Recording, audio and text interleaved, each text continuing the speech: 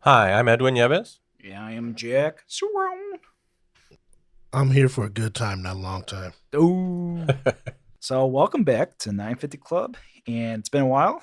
Got caught up with the spring season. That's right. This is our spring catch-up. I'll be covering all of your isekai needs. Jack will be bringing you all of your slice of life stuff in the vending machine corner. Yep. And then Jamaal brings the chaos. Oh, Ooh. shit. I let it all go.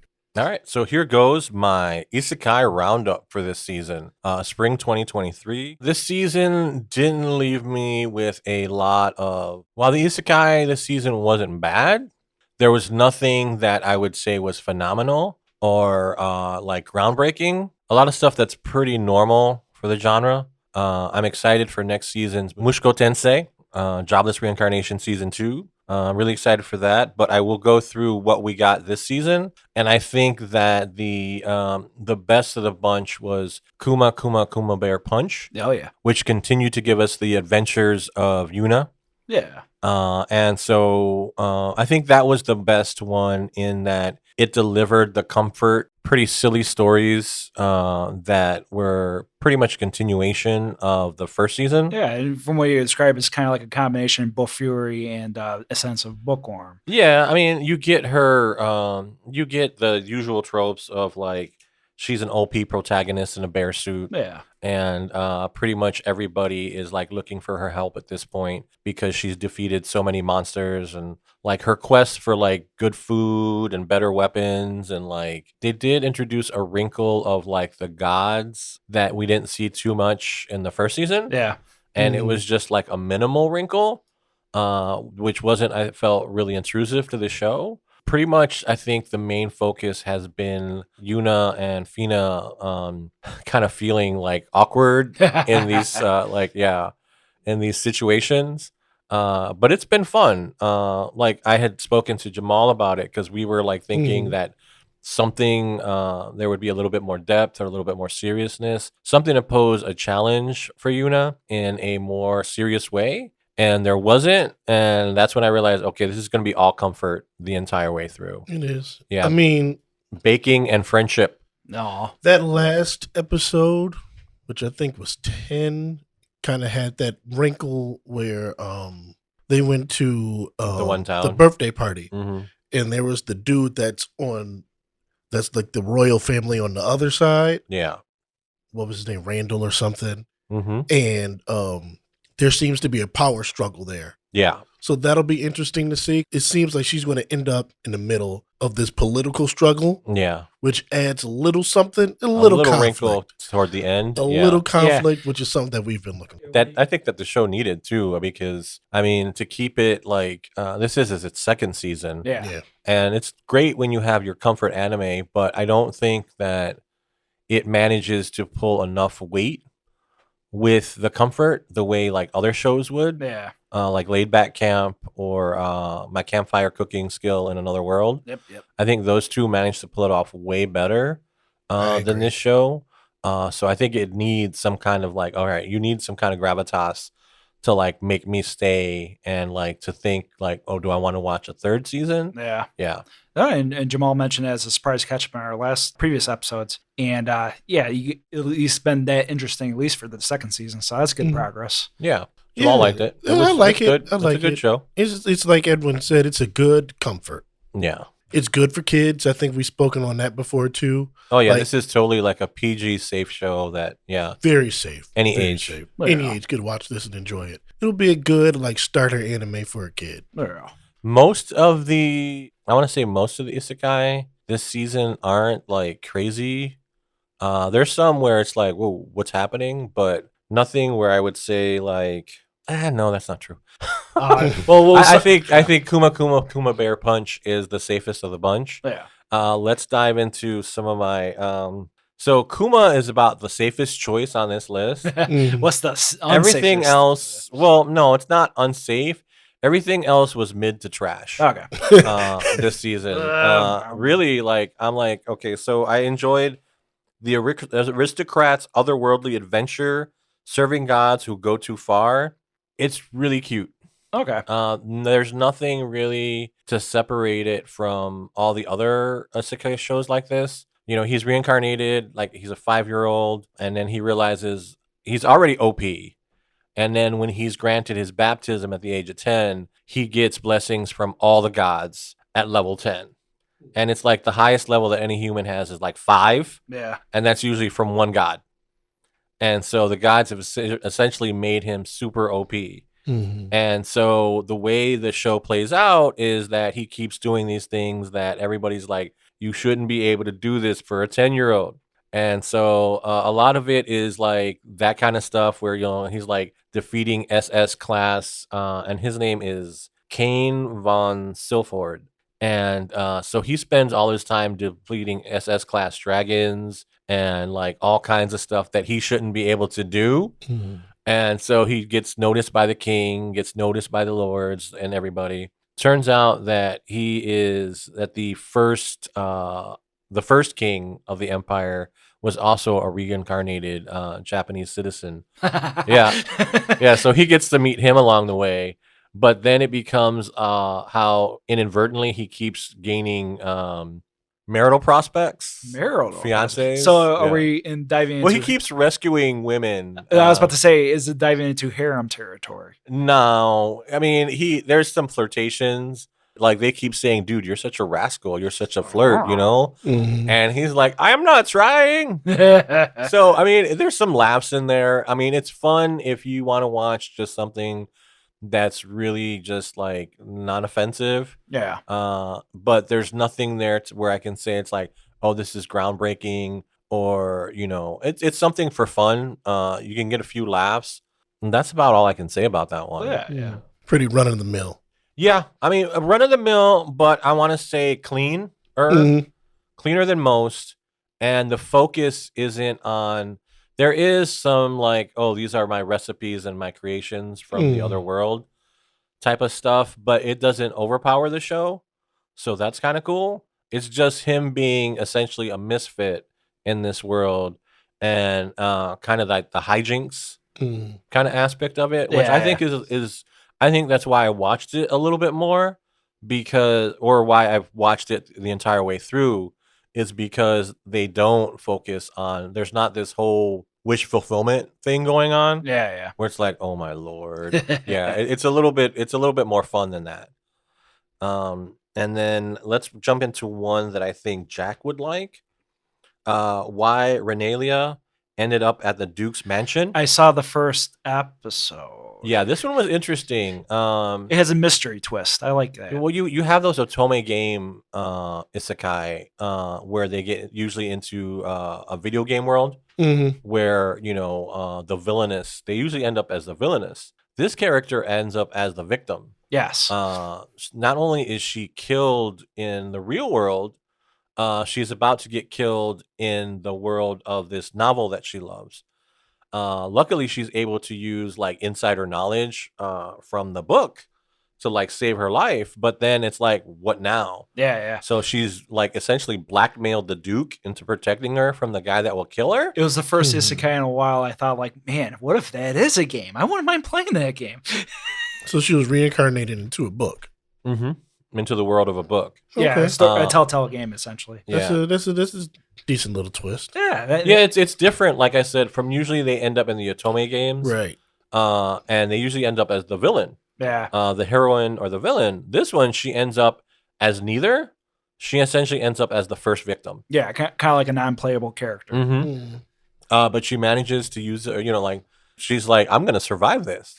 And she blackmails the Duke, and that's how she ends up at his Yeah. mansion. And I haven't seen past the first episode, unfortunately, but I've seen the previews on Crunchyroll and My Anime List. They list like interesting dialogue and stuff. I'm like, It was decent. Yeah. Like the dialogue between her and the Duke, like it's salty. Like yeah. That's what I mean. Yeah, there was like good banter. Back and forth. That's the highlight of the show. The banter between the two of them. Yeah. This is definitely a romance isekai. But it plays like a romantic comedy. Yeah. Like a period romantic comedy. You get a little bit of danger. The artwork sometimes suffers, but overall I think it's a decent show. Yeah. It's just like, we've seen better stuff than this, art wise and story wise. But it's not bad if you want something like that. That's a little bit different, where you're not focusing on the villainess, and I'd say she's a strong female lead. Yeah. Especially in that she's able to figure out what's going on and get out of it. Yeah. Yeah. All right. In the second half, it's pretty much him and her trying to figure out if they really like each other. Like, she doesn't want to go through with this, but then maybe she does. Yeah. Because he's saved her life a couple of times. So we'll see where that goes. Yeah. Yep. And then there was so I love this show called Bakano. And the creator came out with one this season called Dead Mountain Death Play. I remember. Which is a reverse isekai. Yes.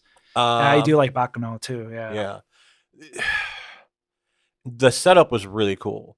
And I'm not going to give that part away. Fair. But essentially the character, because I thought that was a cool little twist. Yeah. So essentially this character from another world is sent to our world, and he can use magic, and nobody else can. So you get into kind of like this crime police show with magic. And so there are these characters. Essentially, there's a special police unit. So they're supposed to be like supernatural, but then it turns out that they're not. But then as this guy comes into their world, it's kind of like, wait, are they supernatural? Aren't they supernatural? You're like, what's really going on? There's a sense of chaos. It's a little bit slower than Bakano was. Okay, yeah, and Bakano's it's on pace. It doesn't have the same energy and insanity. It's a little bit more slowed down. I feel like, I'm not sure how the manga was, but he seems to have a hard time figuring out where he wants to go with this and what he wants to do. And you feel like maybe that's the character's journey. Yeah. But at the same time, I felt like the show was kind of like looking for some place to go. Yeah. And so it's like, I liked it, and I liked some of the things that they're doing with it, but it wasn't strong enough where I'm just like, oh, you got to watch this. It's like, there's still a lot of episodes left in the season. Yeah. So I want to see where it goes, and if that'll change because I was up to episode like 6 or 7, because it came out later in the season. So I'm wondering like where it will go from there. Yeah. I'm hoping that it goes into good places. You can see like the different like factions like forming up. So that's interesting. Yeah.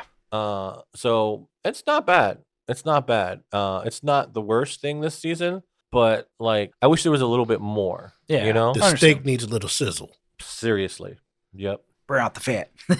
And then from here on out, I mean, there's a mid one called Summon to Another World for a Second Time. Okay.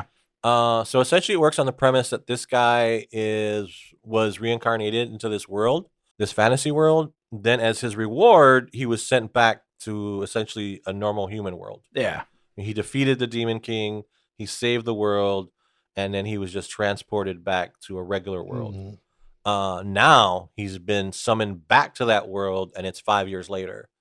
When they realize it's him, the show starts to get a little bit better, because you're like, oh, wow, okay. But then it doesn't really go anywhere. Yeah. I watched about 3 to 4 episodes, and it wasn't bad. It just wasn't like, it was pretty bland. I wasn't like, oh, I got to watch this all. I'm like, if I forget it, I'm like, am I losing out here? Yeah. So that was kind of disappointing. And then mostly everything else, except for Konosuba, Oh, okay, yeah, for season 3, yeah. Yeah, We it had the was, discussion, or the infamous discussion. It's pretty much trash tier from here on out. Oh man. But I will say that while it's not like, well, here we go into inappropriate territory. Okay, with my one-hit kill sister. Oh, surprisingly, I didn't Yeah. expect that. Well, I mean, the brother sister love thing. That's Yeah, it gets carried away. I mean, you know, that's all you needed to say. Yeah, the jokes are the jokes for like. I mean, the jokes. There are times where the jokes are funny, and like I have an honorable mention in my top 5 for my top 5 this season. Yeah, that was completely trash tier, and those jokes are lewder than the jokes in this one. fair. And so this one's cute. I mean, it's not like, I wouldn't say it's inoffensive. Yeah, Not inoffensive.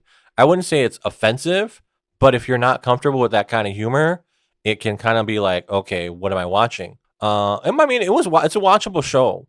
I mean, they don't really do anything. The cool thing is that essentially he's in a coma. yeah. And we know he's in a coma because his sister cares about him so much that she rams her head into the wall until she's in a coma Oh boy, to be with him in the fantasy world. Okay. How that works, I'm not sure.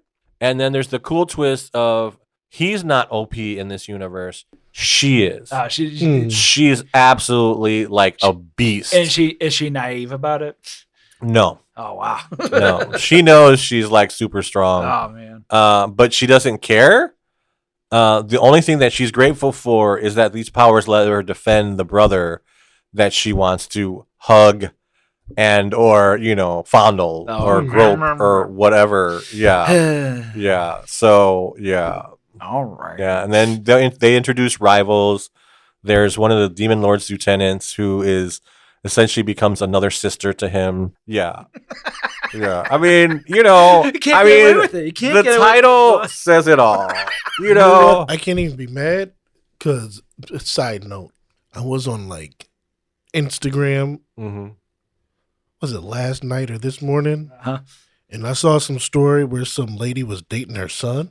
Oh my god. And Like, it was this whole time. and I was like, wait, it was in like New Mexico, like a few years ago. Oh Jesus Christ! And it was like a news thing where this lady was just like, yeah, I told my son I was in love with him and would he be willing to date his mom? And he was like, yeah. And she was like, you're the best thing that happened to me in my 19 years of whatever. And I was just like, this is where they're getting that from? Oh, But it was very strange. Oh, it was very strange. Watching a bunch of anime, I'm like, Was but that then I see story it in real was, life, and I'm just like, maybe they're onto something. that story was way more uncomfortable than watching this show. Yeah, very much so. Oh Yeah. man. Do I have anything on this list to top that? I don't know, but Nothing's going to top. I want to date my mom I'm in gonna New try. Mexico. That's a great title. that is an isekai title. That would I mean if you want that kind of isekai, sure. My stepmother's daughter is my ex. I'm just Where saying. are we going? Taboo land. Where do I go from We're here? in Taboo land, which happens to be New Mexico. So, moving on, Oh no. I will switch up to the last two on my list. So, Kamikatsu, working for God in a godless world. Oh, okay. I wanted to check with you with that one. That one is batshit crazy. Okay. I mean, this show is nuts. This dude gets sacrificed by his father so that he'll believe. Yeah. Like they believe in this goddess so hard that the man essentially sacrifices his son. And he says, don't worry about it. You'll be fine. The goddess will save you. Yeah. No. Oh shit. Well, the goddess saves him, but by transporting him to a world, because he wants to be away from his father's cult. He wants to be in a world where religion essentially doesn't exist, where gods and goddesses just aren't worshipped anymore. And the goddess grants his wish. He ends up in a world where there's no gods and goddesses. The goddess who actually exists, Aqua. no. Oh no. Speaking of taboo land. don't know. I wrote it down. Hold on. She obviously isn't that important. I don't care. It doesn't matter. It doesn't matter. Wasn't memorable. No, I mean, the show is different. I mean, it's definitely not PG. This is not an appropriate show. Yeah. You get all kinds of stuff where you're just like, what is happening?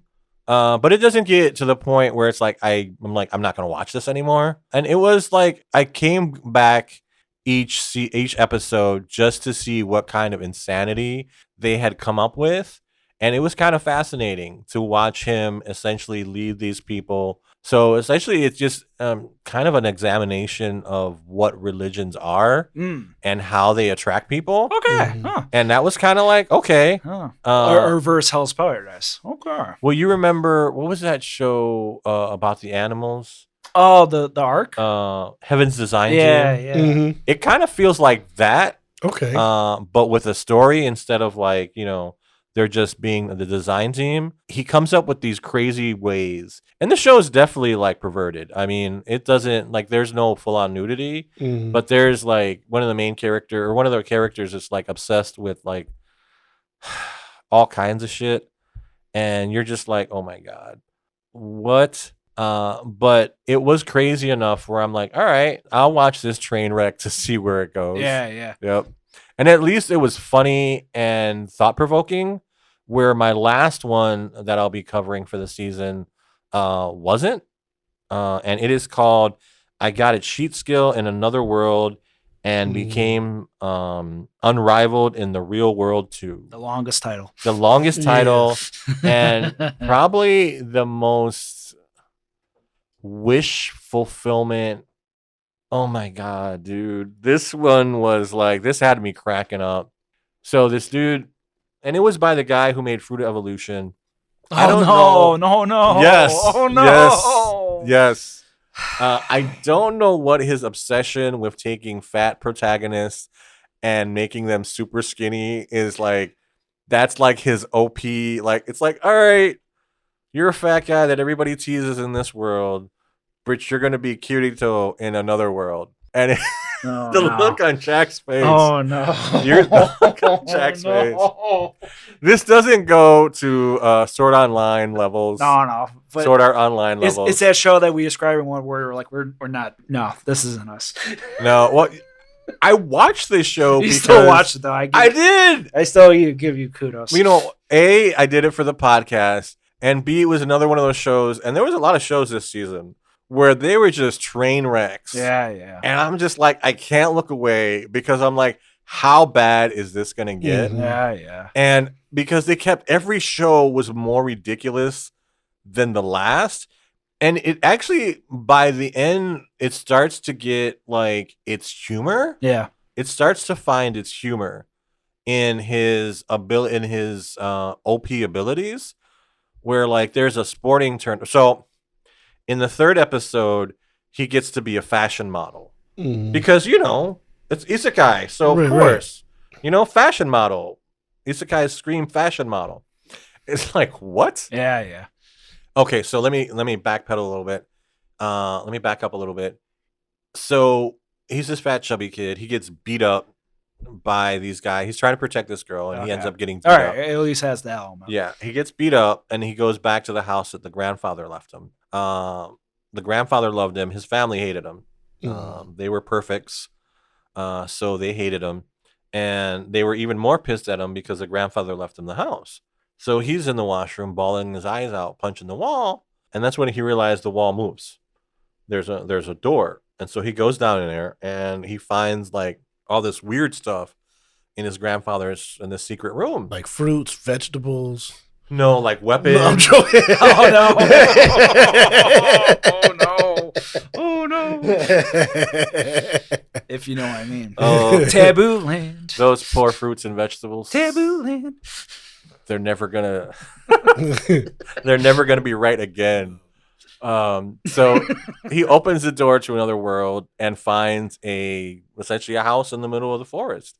Except for it's the most dangerous forest on the planet. It's full of beasts, demons and ogres and spiders and all kinds of shit. And So he can beat them just by killing them. There's a barrier around the house that prevents anything from getting in.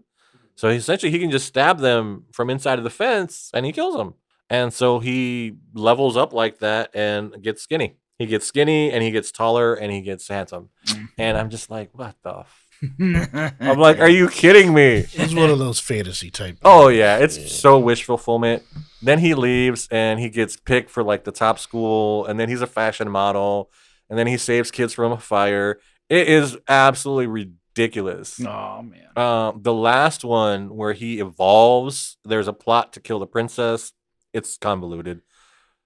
And the last one, he evolves, and so he's afraid that he's going to look different. He doesn't, but he's so OP that he can't play sports with any of these people. They're doing ping pong, and he hits the ping pong ball so hard it literally goes through the table. Yeah, leaving a little smoking hole. Oh, And I'm like, this is starting to get funny. I don't know if they meant to be funny, well, but it's starting to get funny. Fruits of Evolution did have its moments like that, at least. I didn't stick around for them. No, that's the thing. Yeah, I didn't. Well, I mean, they were no. I couldn't see that as anything but a bestiality show. Yeah.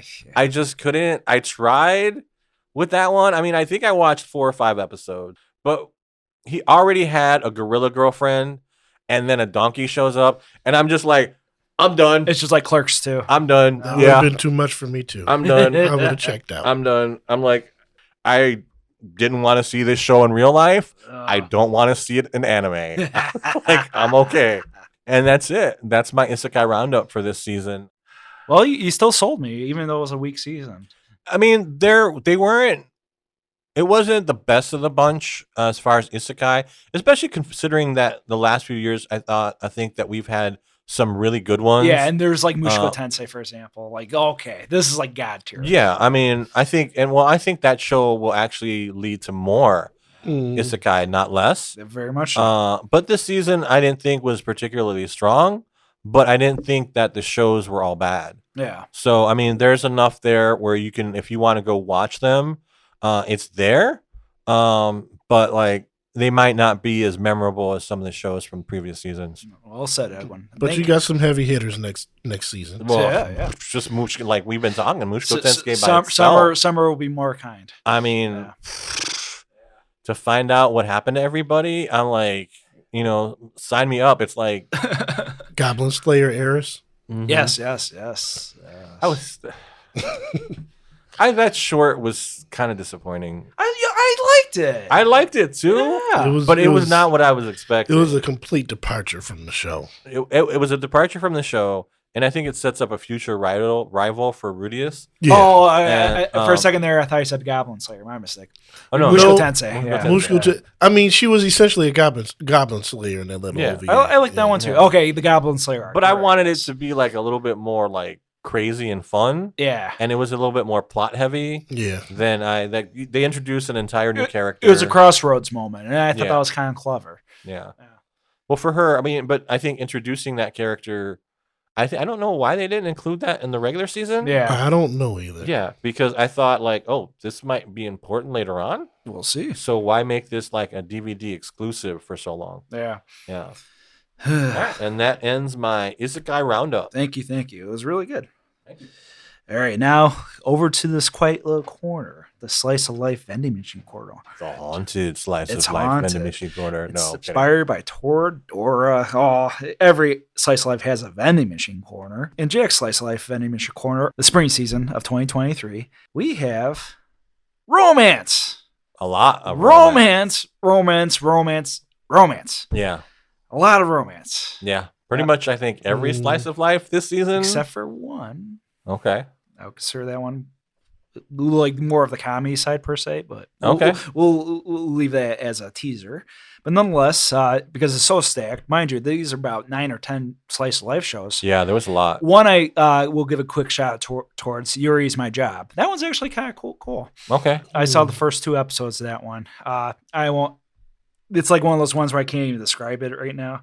But I would at least give a blip if people kept up with that show. That I recognize that as a slice of life for the season. But There's some that I'm giving technicalities towards. These are my honorable mentions of the season. Kubo Won't Let Me Be Invisible. That one's continue on from winter season. We already reviewed it, so give that a little bit of a breather for now.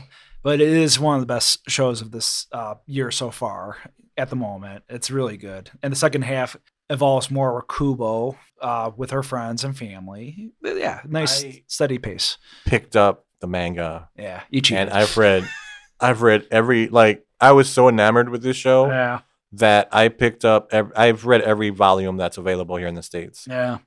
I'm way past the manga, I'm way past the anime at this point. Yeah. I'm jealous. But then another one where a technicality, I still recognize it. I will catch up with it. Season 2 of Tony Cow Over the Moon. Okay. Yeah. I have been watching that one. While it's still cute, it takes a little bit of time to get started. Yeah. But once it does, it's just as adorable, just as crazy. It's not a typical romance. It's not will they, won't they. No, they already are. Yeah. I mean, it's just them getting comfortable with each other at this point because they did have such a shotgun wedding. Yeah. And they do to discuss that at the beginning of the season where they're like, should we have a ceremony? Shouldn't we? And she kind of has to explain to him, like, look, dude, a lot goes into weddings. In his mind, it's really just about seeing her in the wedding dress and how cute she would look because, like, he's really in love with her. Yeah. So it's adorable. Yeah. But, yeah, at the same time, she's like, look, dude, this is going to be... You don't get it. Yeah. Until they get it. Yeah. Then for the other ones, this one called A Galaxy Next Door. Definitely like the passerby of the season. Like I'm pretty sure a lot of people were like tuned out after the first episode, but it has a charm. Has a nice little build. Yeah, I watched all the way up until like I think episode 5 when I was just like, same range for me. Yeah, it just doesn't. It didn't grab me the way some other shows this season have. Yeah, I thought it's really well done, and there's an interesting story, but not enough to be like, oh, okay, I have to watch this. Yeah. It's all about this manga artist that he's trying to make it the big time. He's working solo. However, his parents died, and he has to take care of his family. He's a stand-in family. And it's like one of those things where he's like, you know what, maybe I'll get some help. And he turns out to find this goddess entity, whatever, from a different galaxy who happens to have been living there for this whole time, but she needs to venture on her own. So the supernatural elements I don't really care about, to be honest. I just like the chemistry with the characters. That was like, there's a lot of things in this show that they introduce. And then it kind of like, you're like, what's the point of the introduction? That's why I'm like, kind of like... there was so they talk about why she's an alien. And essentially it's like, it's kind of like a parasite that's living in them. Who knows? Yeah. So she's Venom. Okay. You know, yeah. Pretty much. Yeah. 100%. Yeah. Pretty much. She's pretty much Venom. Yeah.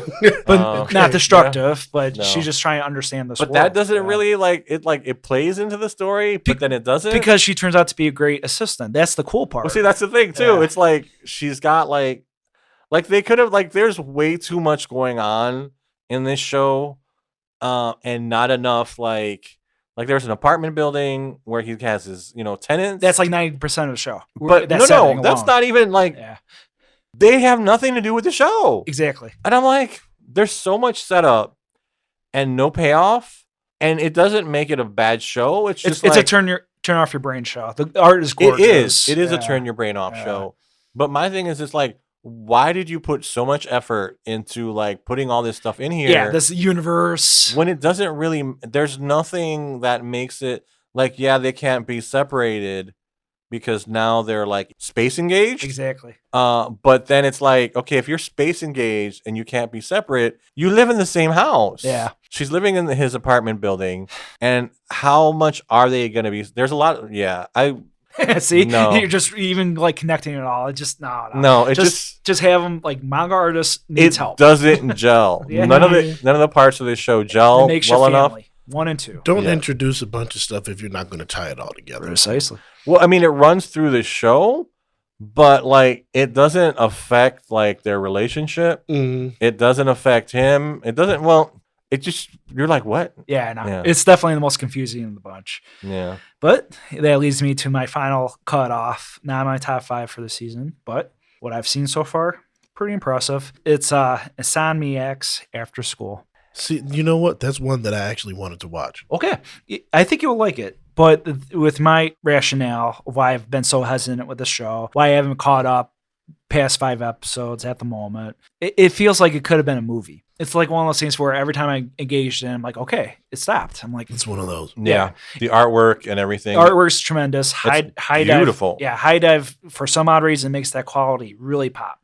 It just does. Maybe because it's less buffer, who knows. But nonetheless, it's a show that takes you in but pushes you back out. And I don't mind that. It's just a matter of like, this could have been done sooner. Even 6 episodes. Like, of course, each episode you could go more with the characters, the 2 main characters, but you know. I agree. This really feels like a movie. Yes. From the quality and the storyline, they probably could have moved it into a movie. Literally, human actors kind of done this too. Oh, no, yeah. I mean, there's nothing in there. I mean, it's a slice of life. So usually, I mean, most slice of lives can be turned into like live action dramas because there's nothing special. There's nothing, I don't want to say special, but there's nothing going on that's like crazy. There's no space aliens and there's no like, It's more about lore and, you know, finding each other out. Because about this one guy named Nakami who has trouble sleeping. And during school, he's like, I just want a quiet place on my own. He finds the abandoned astronomy place, or what's it called? The lab? Yeah, with the astronomy, Yeah, and the telescope. Yeah, and it's surprisingly abandoned, even though it's like, yo, you probably spent like $100,000 on this project alone. The astronomy club after that, they kind of like stopped. Yeah, and when they graduated, nobody had joined it, and there was a rumor that somebody died in there. Well, yeah, she spread that rumor so that she could have a place to nap and nobody would go and bother her. And that's where Nakami meets what's her name? Magari. And Magari's surprisingly poppy, like in your face type of like attitude. That's also a reason why I'm like, okay, I'm figuring out this girl, because I've confessed that type of character trope, at least with female characters, always throws me off. I generally have a mistrust with that. What, the bubbly ones? Yeah. Ideally, that's the point, though. Like, Chica's a classic example. Yotsuba from Quintessential Quintuplets. Like, I'm like, something's up with that.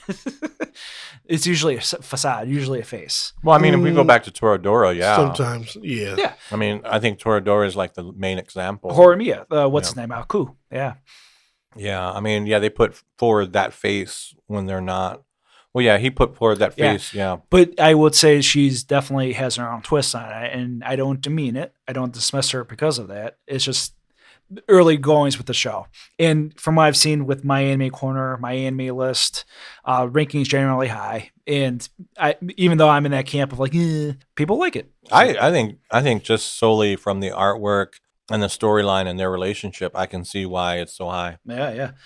Now we're going to the meat of the matter, the top 5 slice of life shows of spring 2023. First one, I'm curious with Edwin's rankings to be. When you say first, do you mean number 5? Number 5. Okay. This is weakest to strongest. This previous season was so good that I didn't even rank them. But this one, I felt like it needed a general step ladder. So for my 5th one, I have chose Skip and Loafer. Okay. And Edwin really likes this show.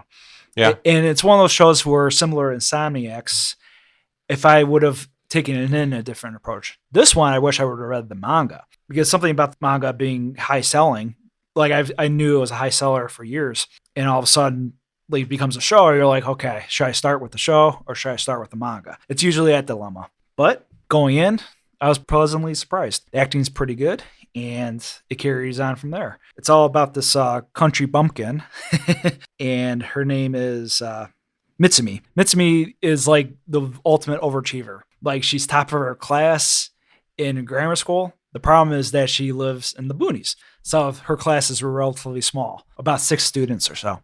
I think it was 8. 8. Oh, you've got up too. Yeah, this guy. Yeah, it was a small. I think class. Her middle school class had 8 people. Yeah, because they live in a seaside town. That's like really uninhabited area. Yeah, I think it's north, if I'm not mistaken. What's one of those small farming towns? Ishikawa. Cool. Ishikawa. Yes. And then it's one of those small farming towns that is like in the middle of nowhere. She has to take She takes the bus, then the train, then the plane. A ferry, I believe. I don't remember Safari, but yeah, there was definitely like getting there was like, wow. Yeah, that isolate, and you'd be surprised Japan has a million of those. And thus, the bumpkin aspect of it is apparent because she gets accepted at this prestigious high school in Tokyo. Yep. And the problem is that she wants to make the best impression ever. The best impression ever. Her first day is chaotic to the till. We're talking about being late to the ceremony, throwing up on our teacher. Yeah, like all the stuff you don't do on your first day. She forgot her speech. Yep. But she memorized it. No. But she met Shima. Yeah, Shima the puppy dog. The puppy dog boy. Yep. Who's bright and shiny, but he keeps his own pace. He's the number one hottie in school.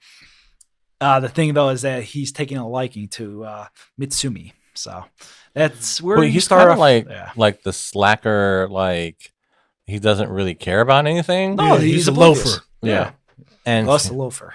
Yeah, and so he kind of gets sucked into like her energy and her dynamic. Yeah, and he takes a liking to it because she wants to be a government official. And, wants the most practical job imaginable. Well, I think it's that moment where, like, where he encountered that first episode where he kind of encounters her on the train. And he's just like, what is this girl? Yeah. Like, what's this energy? What's this, like I don't want to say vitality, but it's almost like he's kind of like, okay. I see you. Yeah. It's like, okay, you're not, there's no fakeness, there's no pretense, there's no like, it's just that pure on like energy. Yeah, and that's the number one selling point for me for this show in general is her confidence. I like her confidence, surprisingly. Yeah. She goes over her bounds sometimes, but all the characters' parents are like, you're good. Trust us. Well, she's determined. Yeah.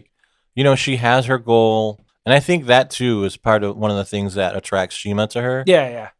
From like I'm not even saying like attracts as in like they're gonna end up together. Yeah. But just from a standpoint of like, wow, there aren't that many people. Like I haven't seen that many people like this. Around me. She has a very clear direction on what she wants. She has it all planned out. Yeah. Like I'm gonna go here. I'm going to graduate. I'm going to go to school. I'm going to go to law school. I'm going to be a lawyer. I'm going to be mayor. She has this all planned out, and she tells Shima because and that becomes a point of contention for them later on. Yeah. Because he just takes days off of school because he's just like. And that was the one thing I was trying to remember. Because I was trying to look for my notes. I thought I wrote it down. Why does she want to be official? It's because to help out her town? Yeah. Yes. Okay. To help out all small towns like that? Yeah, she wants to. She feels like she could give back to them better. Yeah. And that's another favorite part of the show is when she contacts her old friends. Like, she gets nervous with her newer friends, but it's, you're overthinking at the end of the day. You have friends grow with your new environment. Well, she ends up with people, you got all these people with these different personalities. Yeah. So you have, the one girl that likes Shima and is trying to send her off. Yes. Like, watch out for him. He's nice to everybody, blah, blah, blah. Yeah. Because she wants to be with him. Yeah, she's setting her up. Yeah. Yeah. So you got that. You have her transsexual uncle. Yes. Yeah. Who's in the show and is a fairly decent character in the show. He has wise advice. Yeah.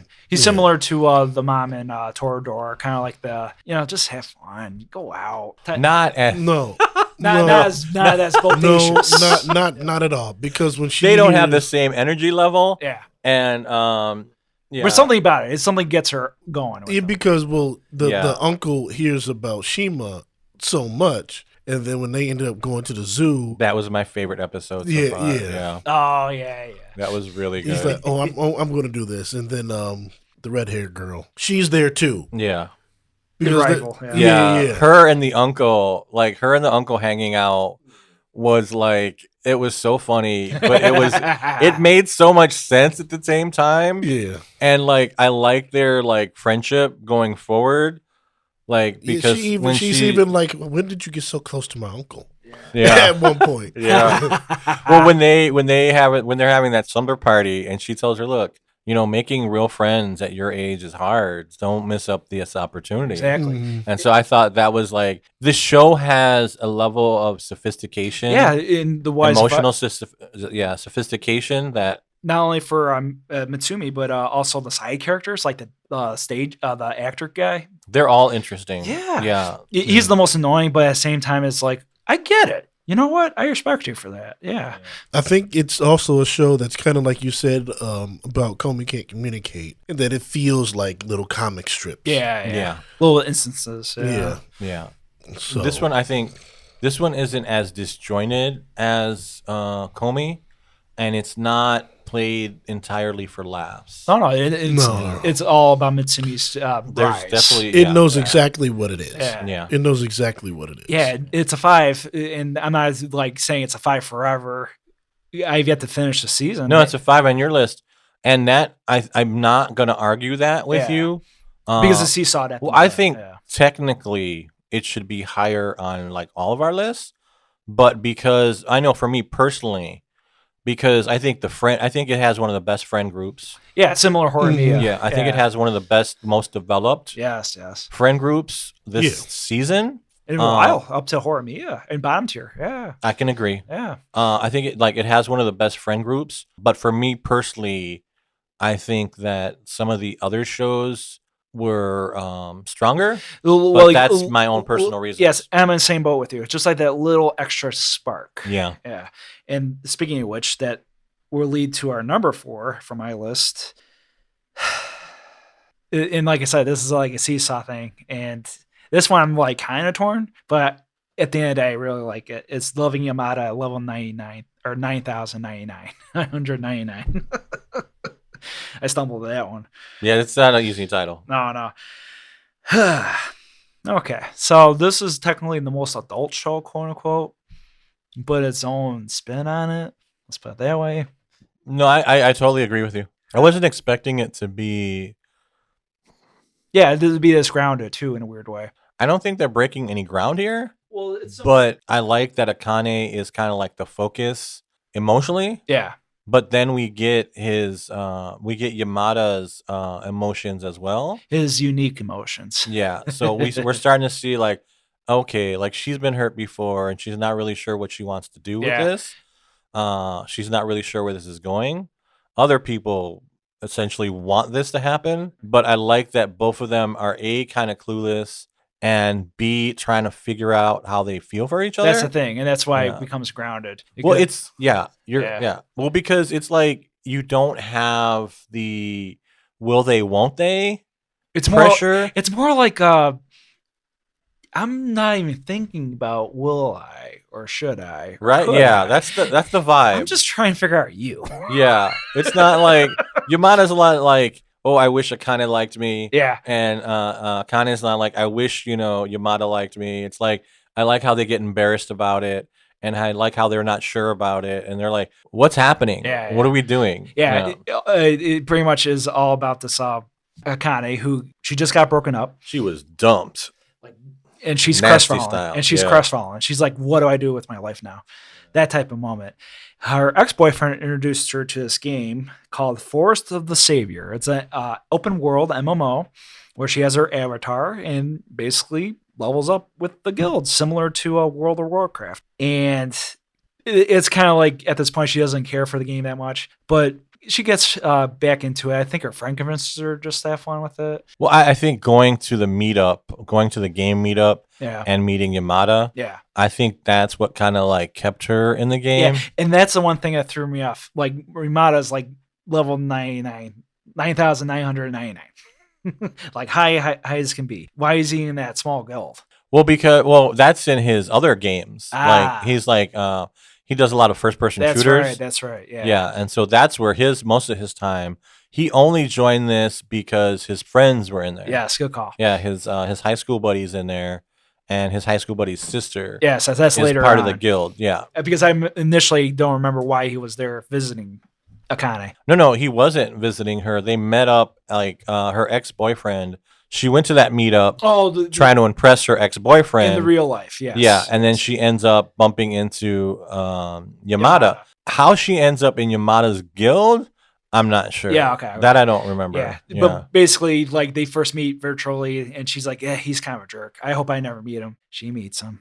It's that type of story. She gets drunk and ends up at his place. He has to he's like, I don't know where this lady lives. Yeah, because she's dealing with the breakup. Yeah. So he has to like take her home and like, it's like awkward. Yeah. She wakes up and she's like, what am I doing in this high schooler's apartment? Yeah, and that's the thing. She's a college student, and he's a high school student. So that's where it gets like, okay. He could be 17 or 18. Oh, there's respectable aspect of it, and that's what happens. Yeah, and she's... It's a twist because there's rarely any older woman, younger boy. There usually isn't. Yeah, this is definitely like not your usual like high school slice of life. Yeah. And it's kind of refreshing too. It's a change of pace. Yeah, I don't think they do enough of it. Yeah, I wish they would do more with the fact that she is like, in college. Yeah. And like, has a job. But I get it. They have to like, yeah. What rides me high with the show is ultimately the laughter and the back and forth. It's Akane's expressions are. Oh yeah, dude. Adorable. She's like, there's similar Marin and My Dress Up Darling. Yeah, she definitely steals the show. I mean, and it's her show, but like her reactions to stuff, yeah. And with that, because that's a solid number 4. The number 3 though, this one where I was like, do I love it more than I should love it? My Clueless First Friend. No, dude, I agree with you. This one kind of like snuck in there. Yeah. I read the first volume of the manga. Yeah. And then I'm watching the show, and at first I was like, this Takada is gonna be annoying as hell. I can't deal with this kid. But as the show goes on and the emotions are there, you kind of get sucked in because his admiration for her, like, you want to say he's naive and like silly, but at the same time it's so genuine and lacking in any kind of like self-motivated, like, he doesn't care like whether she likes him. Like, he'd be sad if she didn't like him, but like there's no concern as to like, what am I getting out of this? Yeah. Well, it's similar to Skip and Loafers, similar Shima, where it's just like, I'm just going to like you. Deal with it. Yeah, pretty much. Yeah, and that's pretty much it. And it also deals with another Akane. This one, though, is a loner. She's dressed in all black, long dress, every day at school. And mind you, this is a really young territory. We're talking about 3rd or 4th grade. No, 5th grade. Yeah, they're not in grammar school. Yeah, they're not in middle school yet. Yeah. And what happens when you're in that environment? Let's just say that bullying happens quite rampantly. And unfortunately, in Akane's case, she does get teased a lot. And because she's dressed in all black, sits by herself, they naturally call her the Grim Reaper. And, she doesn't mind. She's just one of the things where, like, whatever. They'll do whatever they want to do. I don't care. She tries to, like, shield it off at least, but... it's one of those things where she comes home from a long day of school and her lovely, I love her father. He tries to pep her up every day. He's like, oh, how's school today? And she'll just give the usual answer. But little by little, each episode, you find out why it's that type of environment. And this kid out of nowhere, the new student, Takeda, completely stops the barriers. He stops the walls. He tries to prep her up. And he asks her a million questions because of her nickname. Why are you called the Grim Reaper? It's one of those shows that instantly gets you in the good mood. Well, yeah, because he walks in there and he can't conceive of a world where they're bullying this girl. Yeah. In his mind, it's just like, that's not the way this is supposed to work. Yeah. And he just shoots them down like every single time. When they're like trying to insult her or insult him, he just turns it around on them without even really meaning to. Yep. And it's just like his cluelessness is almost like his OP. Yep. Yeah, it's like his shield that like essentially protects him. Anything they say just bounces off of this kid. And specifically with 2 bullies, the one. Oh yeah, the girl and the boy. Yeah. The boy is like trying to really hassle him. Every time it says something, it's like a steel wall. Like, it's bouncing back at you. It's just like, dude, and their friends, even the bully's friends are like, just give it up already, And that's pretty much the dynamics for the season. But those are some of my favorite moments because it's like I like to see those guys get theirs. Oh yeah. But seeing her make like her first friends and seeing her like world expand and having like the memory of like the death of her mother and how that affects their relationship. Yep. There's something very, I don't want to say invigorating, but there's something very like you can't help but root for them. Yeah. You know, and you want to root for them, and you're like, the stakes aren't even that high. No, that's the thing. It's Yeah. the only show this season, at least with Slice of Life, that has that moment. Like, Yeah. what the fuck? Because Yeah. it turns into like Graveyard of the Fireflies. That was like, Dear God. yeah, I was like, I was not ready for that gut punch from this show. No. I'm like, this was just like my cute, like this was, I think, more my comfort show. It's the Kubo Won't Me Let Me Be Invisible of this season. Well, you have that dynamic. Yeah. But like that, the revelation of her mother's death was like this emotional gut punch Yeah. that I was not ready for from this show. No, I'm like, what are you doing? Yep. But after that, it's just like every moment becomes a little bit more bittersweet Yeah. because you see her like going through, like when she tries to throw, when they all want to come over to see her, the cat Yeah. that she found. And that goal. Yeah, and she gets so worked up and she tries so hard that she ends up making herself sick. Yeah. I thought that was precious. And I thought, like, I get it, kid. Yeah. I get it. You got me in the feels there. Yeah. That's what this show does. It does. And it's a solid number 3. Well, I love their closing, too. The The opening and closing is really yeah, the and songs these- themselves I put on my playlist. You know. They're very cool. And then after that, we have number 2. Because another show that completely caught everybody off guard. I mean, everybody off guard. It's a little show that could. Wasn't even ranked in like the most anticipated of the season. Now it's the number 1 ranked according to Anime Corner. Number 1 ranked at the moment, last 2 weeks. The Dangers of My Heart. Now, a little background of this particular experience of mine. I read the first volume. I liked it. But reading the manga, it definitely had a different viewpoint. I would say that I was relating more with the main character and his dialogue. At the end of the day, he's just a clueless teenager. For me, I'm like, that's the whole story. That's what it's all going to be about. Quite the opposite. Turns out to be a whole encompassing story about growth and love. And it's let me recap with the show's plot. It's about this boy named Ichikawa. It's similar to my clueless first friend. The main character is technically a loner and doesn't want to be bothered. This particular character, though, he like gets snippy. Like he has inner dialogue with all those classmates of his. He doesn't even want to hear the banter. And he doesn't want to eavesdrop on anybody. So he naturally hangs out the library. The problem is, though, the most popular girl in the class goes in the library every now and then to eat snacks. Yep, she has to hide her snack addiction from her friends. Yep. And mind you, she's a supermodel, which is weird. But what's fascinating about Yamada, Anna, she's surprisingly realistic, if I would say so myself. Yeah, for being a model, she's very down to earth. Yeah, that, and I've met a lot of gorgeous women in my time. They just have that devil may care attitude. They're not overstepping anybody's boundaries. They don't care about the attention. It's all about just being at that time and place type of mentality. And yeah, Anna, she's pretty normal Yeah. for being like a model who's going to be in a movie. Yeah. And like, yeah, similar. Rascal did not dream of Bunny Girl Senpai. I agree. The complete 180 of that, though. There's no turmoil in that. No. She's just going along with the ride. She likes the Well, attention. there is a little bit later on because I read all the volumes that are available. Yeah. Well, she gets like small little gigs, similar Oshinoko, where she's trying to get that 1 gig after 1 gig.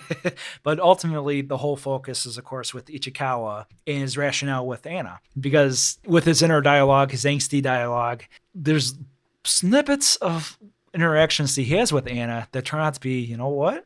This isn't that big of a deal at all. I could talk to anybody at this point.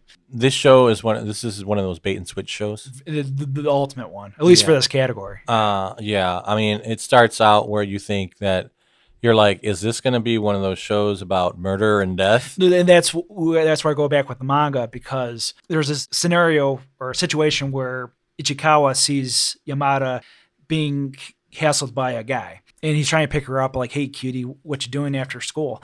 Initially, when I'm reading the manga, I thought he was trying to like hurt him, the jerk guy. Like he throws his bike at him down the hill and the bike goes into the river. But how the show plays out is the music kind of swells up. It's nice and easygoing, and it ultimately has that focus where it's more of a distraction than anything. Like he's trying to help her.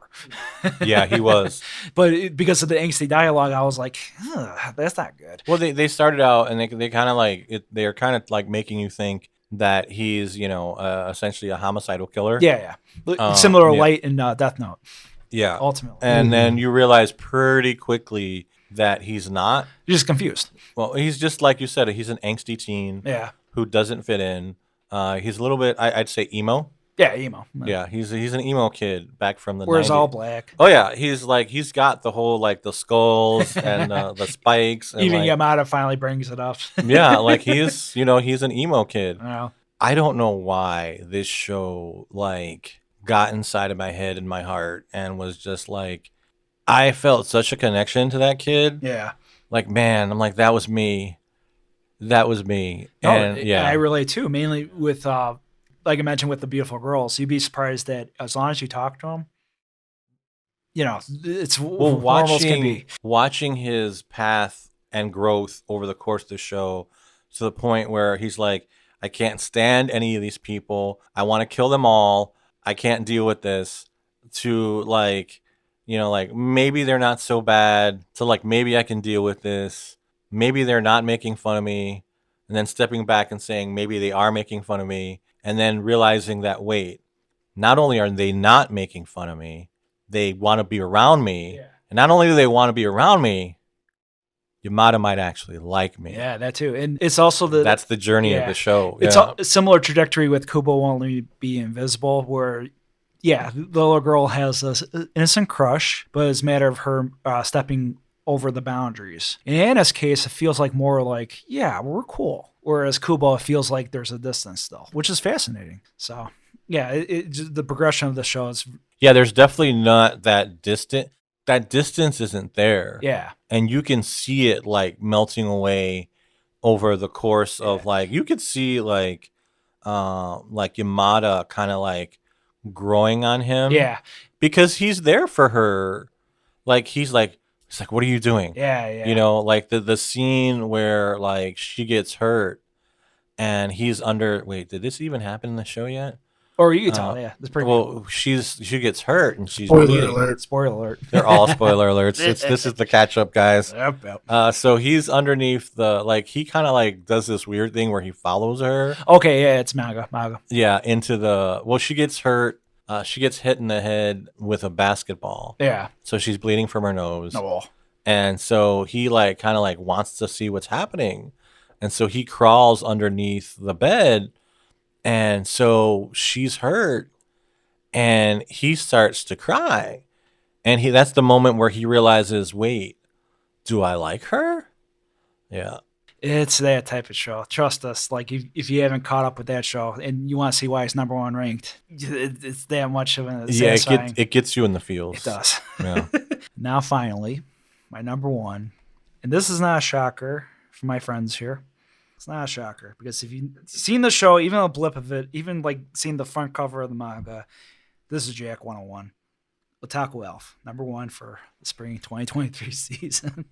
I'm not surprised at all, Jack, with you because no surprise whatsoever. Well, you know what, Jamaal, we should be surprised because he actually talked about the manga, he hyped the show, and then he listed the show as his number one. That is true. He didn't hype bomb it this time. No, he did not. This is like the growth trifecta for Jack because it's like you would have assumed that he would have thrown it under the bus, and it wouldn't even been one of his honorable mentions. But he put it at number one. He did. He put it at number one, and I understand. Fair. Yeah, That's I don't agree with it. Well, but I could see why it's Jack's choice for number one. Yeah, absolutely. And this is the reason why, Edwin. It's the only like encompassing feel of a slice of life. The other is her traditional romance. I can agree with that. It's an otaku's slice of life, but actually, I don't think this should have been on your list. Fair. This should have been on mine. Fair. Because I didn't realize, I forgot that this is essentially a reverse isekai. That and good call. Mhm. And I should commend you for that. Yeah, it technically is, but it's also a comedy. It's the only like Oh, true, it's definitely like It's the only true comedy of the bunch too. Yeah, I agree. Like this is mostly it's the relationship between the two characters. All those shows have great moments and like great, especially with Dangers in My Heart. The inner dialogue's phenomenal. Clueless First Friend has great back and forth, but this one's like the true on scenario. It's also one of the only shows that I watched any part of that was just really female driven. That too. Yes. Like completely female similar driven. Super Cub. Yeah. Yeah, like this is just about their relationship. Yeah. And it's the elves. It's her Elda. It's about her growing, like her coming out of her shell after 60 years. No more. No, it's 60 years. No, for Elda, she's been there for 400 years. No. She's been there for 400 years, but she's been a shut-in otaku. Oh, shut-in otaku for 60 years. Yes. Yeah, ever since some kid said she had big ears. Big ears. Yes. Yeah. And so it's her journey, like to like come out of her shell. Yeah. And come back into the world. Yep. And and it's about that relationship. And I thought that was really cute because I haven't seen one like that in a while. No, Super Cub. That's the only one. Cub. Yeah. Well, I mean, and those are a little bit older. I think the Great Jahei will not be defeated. Yeah, it's a good call. I think it's similar to that one in its tone and like its humor. Yeah. Yeah. To recap the show, Elda, who's been reincarnated into this world, lives in the Takamine Shrine. And in this shrine, generations upon generations of Mikos have taken care of her. And the current Miko, her name is Kogane. She's the first one in a while, probably the only one that's ever like really like, well, let's put it this way. She wants Elda to come out of her shell more, stop with this otaku lifestyle. Because Elda's, at the end of the day, a really crazy weeb. She collects like pudding cups. She collects all these mecha figures. Oh, man. And she even does like the photography for the mecha. It's very cute. And of course, that's like a good 50% of the show. But the other 50% of the show is just her meeting up with other characters that have known her for a while, different elves that she's known over the years. And yeah, just enjoying the traditions of the shrine itself. Yeah, it's a harmless show, but it packs a punch. It really does. And yeah, and of course, Elda, if you drop the Z, what do you get? Or if you add the Z, what do you get? I knew this was coming. Zelda. Yeah. And I think this is really why, Jack, this show made it to the top of your list. That's why I bought the manga. Your love for blonde elves. I heard that they're going to make a Zelda movie. From the creators of Mario Brothers. Which, that went good well. Hands, so good hands. That's what I'm saying. Or no, technically the Lego movie. Like the Lego movie directors illuminated the studio, if I'm not mistaken. Okay. Cool. That's exciting. I know. And this is the closest comparison at the moment. Did you want to chime in on any of the slice of life stuff?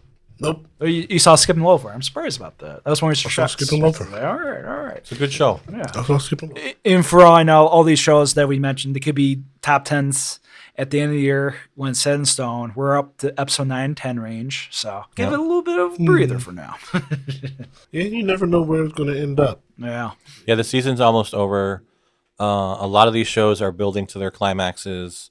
And I'm there for the ride. Like I said, with The Dangers of My Heart, I'm entirely caught up on all the manga.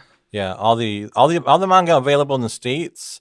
I'm thinking about going the Martin route. Oh boy. And finding like fan translations. Oh yeah. I'm like, I want to know more. Okay. I do have a couple surprise catch-up. Okay, we'll do the surprise catch-up route. Okay.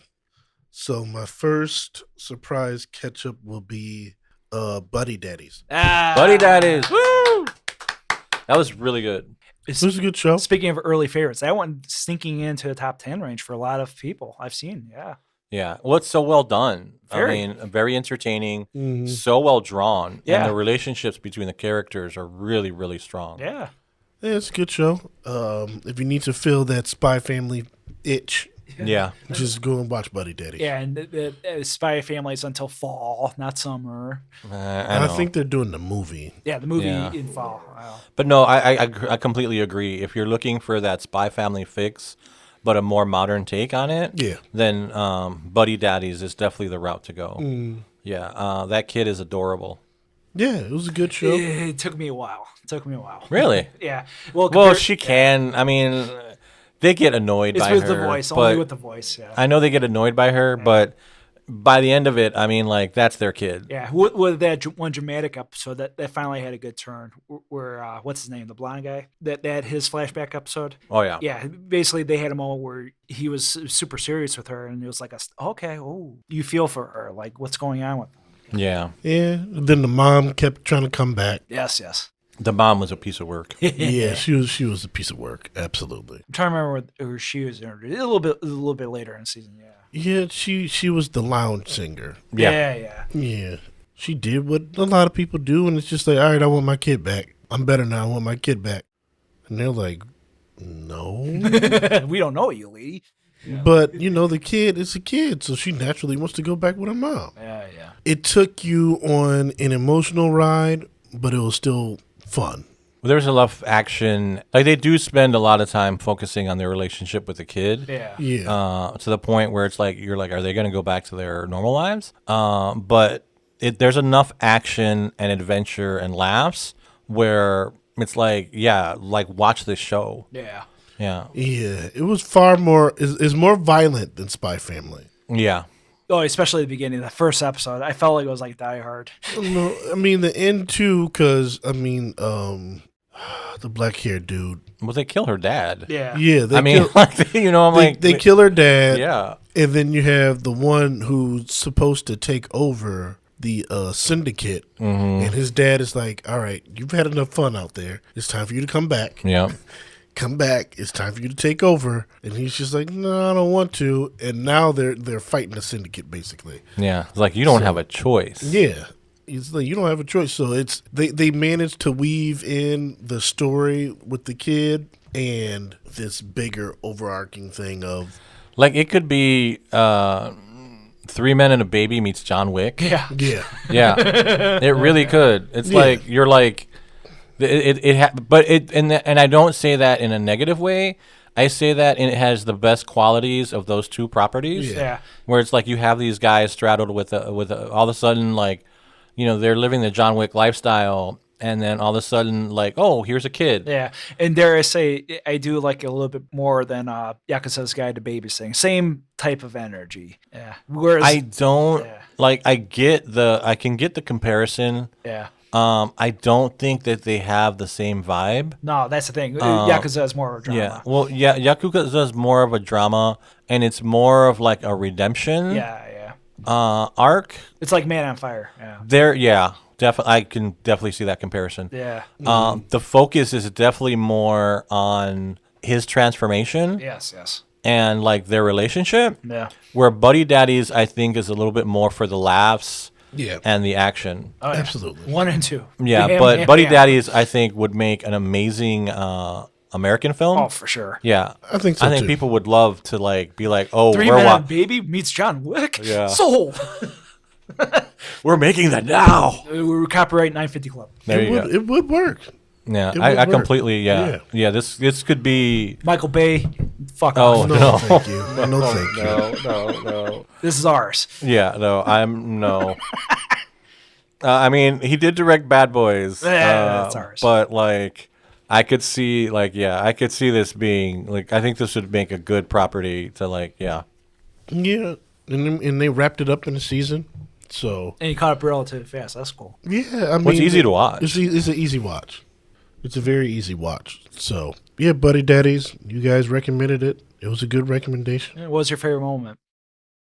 Favorite moment. Because that first episode was very impressive. That first episode was chaotic. Yeah. Yeah. That was that was essentially Die Hard. Yes. Like, yeah. Die Hard with a kid. Yeah. Yeah, it was It's insane. it was insane. There was a lot of great moments in it, man. The Yeah. dude that runs the bar, just seeing how he kind of like Yeah. played both sides. It's similar to Chorus Recoil, the Intel hub. Yeah. Yeah. Yeah. I mean, because he's like, hey, look, man, you guys can't.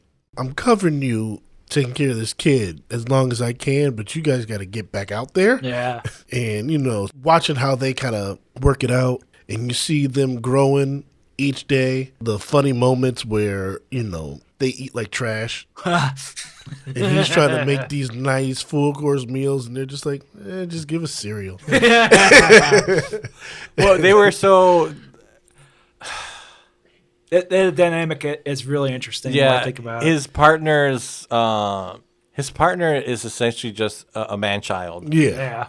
And I get it from his the flashbacks. I get it, but at the same time, I'm like, dude, this is a lost cause, man. These people, you got a 4-year-old and a man-child. They're not eating fancy food. No. It's not happening. They're not eating it. Yeah, he has the palate of a 12-year-old. Yeah. He's eating ramen and cereal. It's like you're not getting past that. Does he drink too? I thought he drank. I think they both drink. Okay. Yeah. But I don't think they drink as much because she's around. Yeah, Right. That's true. Right. So that was always funny, like the little food interactions. That was cute. Because her mom brings her whatever it was, like lasagna or whatever. Yeah. It was. The hamburger steak. The hamburger steak, and he's sitting there making his hamburger steak, and she brings the hamburger steak. It's just a store-bought hamburger steak. It wasn't fancy at all. It wasn't He's fancy or anything. I felt for him in that moment. Yeah. I was like, damn. Oh yeah. Yeah. And he just lost it at one point because he's starting to feel like, unappreciated. Unappreciated housewife. Yeah. He did because they were like, she was tearing up the place. Yeah. And then the other dude's just like playing video games and sleeping in the bathtub. Yeah. It's like, this ain't going to fly, guys. Right. He had to get Charles in charge and put those people like, no, you're doing this and you're doing that. And they got it together. Yeah. Yeah. But it's, and then, so those are the family dynamics. Yeah. But even when they go out, like that first episode is like, this show has a real respect for action. Yeah. And action movies. It's very more sensible. And it really knows how to pull those scenes off. Yeah. In comparison to the Chorus Recall, for sure. The action's timed perfectly. Yeah. They're very similar in a way. I mean, this show is the spiritual successor, I think, not only of Spy Family, but La Course Recall as well. Yeah. It just doesn't, it's not as grandiose as either of them. And it's a much tighter story. Those two shows are beyond popularity. Yeah. And this one's like I said, kind of sneaking up. I've noticed more and more people liking it. Well, I don't think it got the attention that it deserved. With a stacked season last year. Yeah, that's hard. Some of these seasons are so stacked. Yeah. And I featured it with the Slice of Life Vending Machine Corner because it has that element too. There's a lot of packing in. I think it would have done a lot better if it came out this season. Oh, for sure. I agree. Last season. It wouldn't have had as much competition. Yeah. Yeah. All right, good catch up. That was a good one. Yeah. My next catch up is You mean surprise catch up? Surprise catch up. Chilling in my 30s after getting fired from the Demon King's army. Oh yeah, boy. Oh my lord. Did you finish Jack's this one? favorite. I did finish it. Jack doesn't even finish this. I'm I didn't finish it because it was I'm on episode 10. Yeah. You didn't finish it? Hey, You mentioned it 80 times. I and you know, didn't Jack. finish This was your show. It's when I just started it too. That's the thing. Oh, okay. It was fresh on my mind, but I do like it. I'm definitely going to finish it. For It's a good show. It's a good show. I think of it kind of like Kuma Kuma Kuma Bear. Yeah. In that there was never a point where I felt like this dude was in trouble. No. There were not very many stakes. No. Yeah. In this show. Yeah, that's not what this show is about. No, not at all. It's all about misunderstanding. So, well, Yeah. the demon, the demon palace being like, oh shit. Well, not real. Well, Yeah. well. So in the show, so he's a human that was essentially taken in by Demons. a demon. Yeah. And so the demon, what was he, like the fire demon or whatever? Well, the Demon Lord has his lieutenants. Yeah. And so when he kind of retires, he puts his son in charge. Right.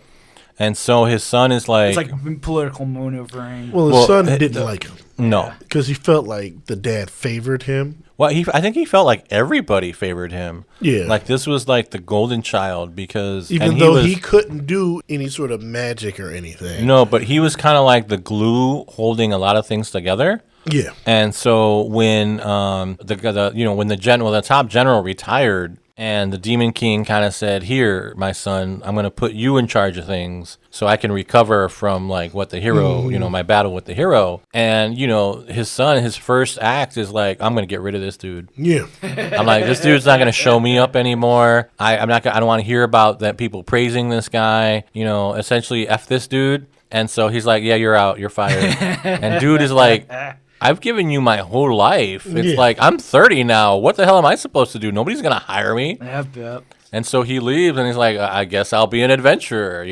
And that's how he happens upon this small town. And it's like, essentially the small town adopts him. Yeah. And like, And the mayor's daughter has an insane crush on him. The daughter. That's the only part I don't He like. saves the daughter. though I don't see why she needed saving at all. I don't see it either. Yeah. Thus a misunderstanding. No, that wasn't a misunderstanding. It was just one of those plot points where it's just like, why did you Need saving. Yeah, that's need what I mean. saving? Yeah. Because later on in the show, she's the one that everybody's kind of scared of. Yes. Well, yeah, she's because like she's the- like super OP, and you're like, wait, what happened? Yep. Yeah. So she's like the doting housewife or whatever. Yeah. But the second that somebody does something to make her mad, she's like super OP. So Psycho. Yeah. Yeah, that's the thing. That's the like one character. I'm like, okay, this is not even a spin. It's kind of like a weird like, what is going on here? Yeah. She was very tropey. Yeah. Yeah, very tropey. Like there was a lot of tropes around her that I was like, Yeah, exactly. It just throws you off. I didn't. I Well, don't know it rubbed me the wrong way. Like her character, completely and totally. I think as an anime, I don't think that character trope was redeemable. Yeah. I'm like, this is pretty bad. Yeah. But I did like the fact that he stuck around. Yeah, he did stick around. And that they got married and had a kid, because that's not something that normally, and it's not an isekai, but it is a fantasy show. Yeah. And that's not usually something that like most fantasy shows do. So I thought like, this is pretty unique.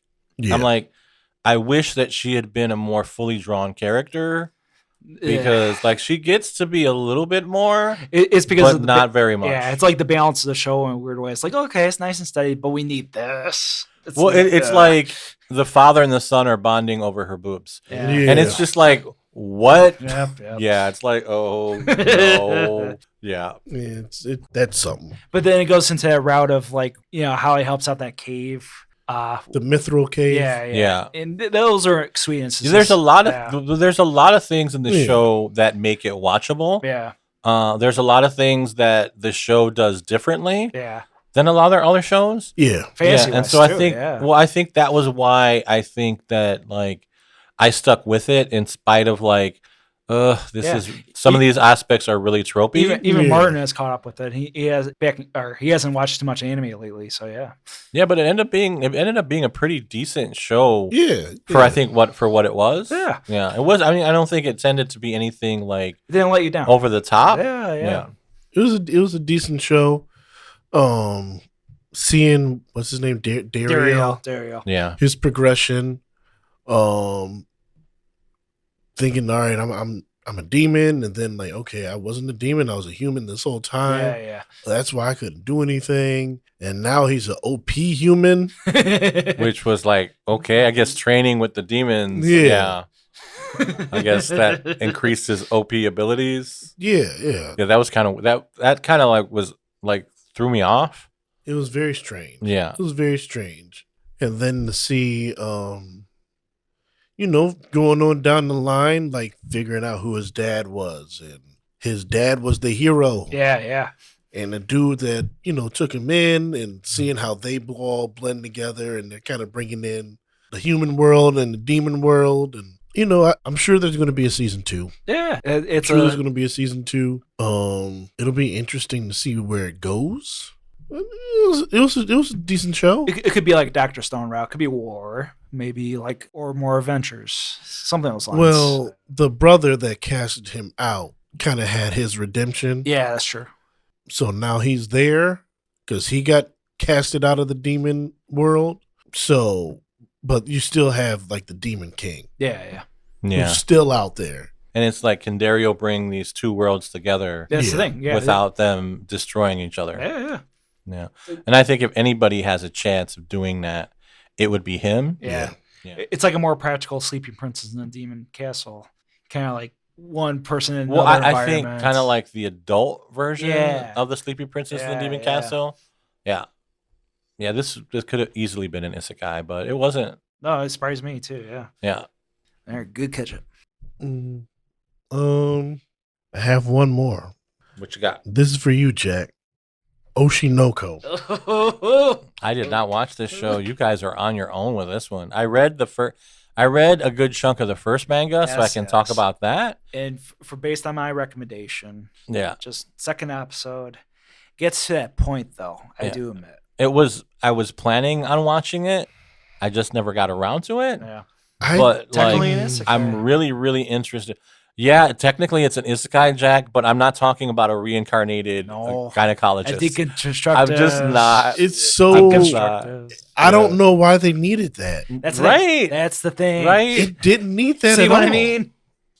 I don't know why. I knew it didn't need it the minute I was reading it. Right. Let alone, I didn't need to watch the show to realize, I didn't need to finish the manga, and I didn't need to watch the show to realize, you don't need this. Why are you doing this? And this is the only thing where I can like possibly explain it, because for all I know, the author has like, he's probably trolling. For all I know, it's probably because he wanted like a spiritual angle, because Aqua, his sister, they're kind of like the zodiac. They're kind of like the goddesses up in the stars.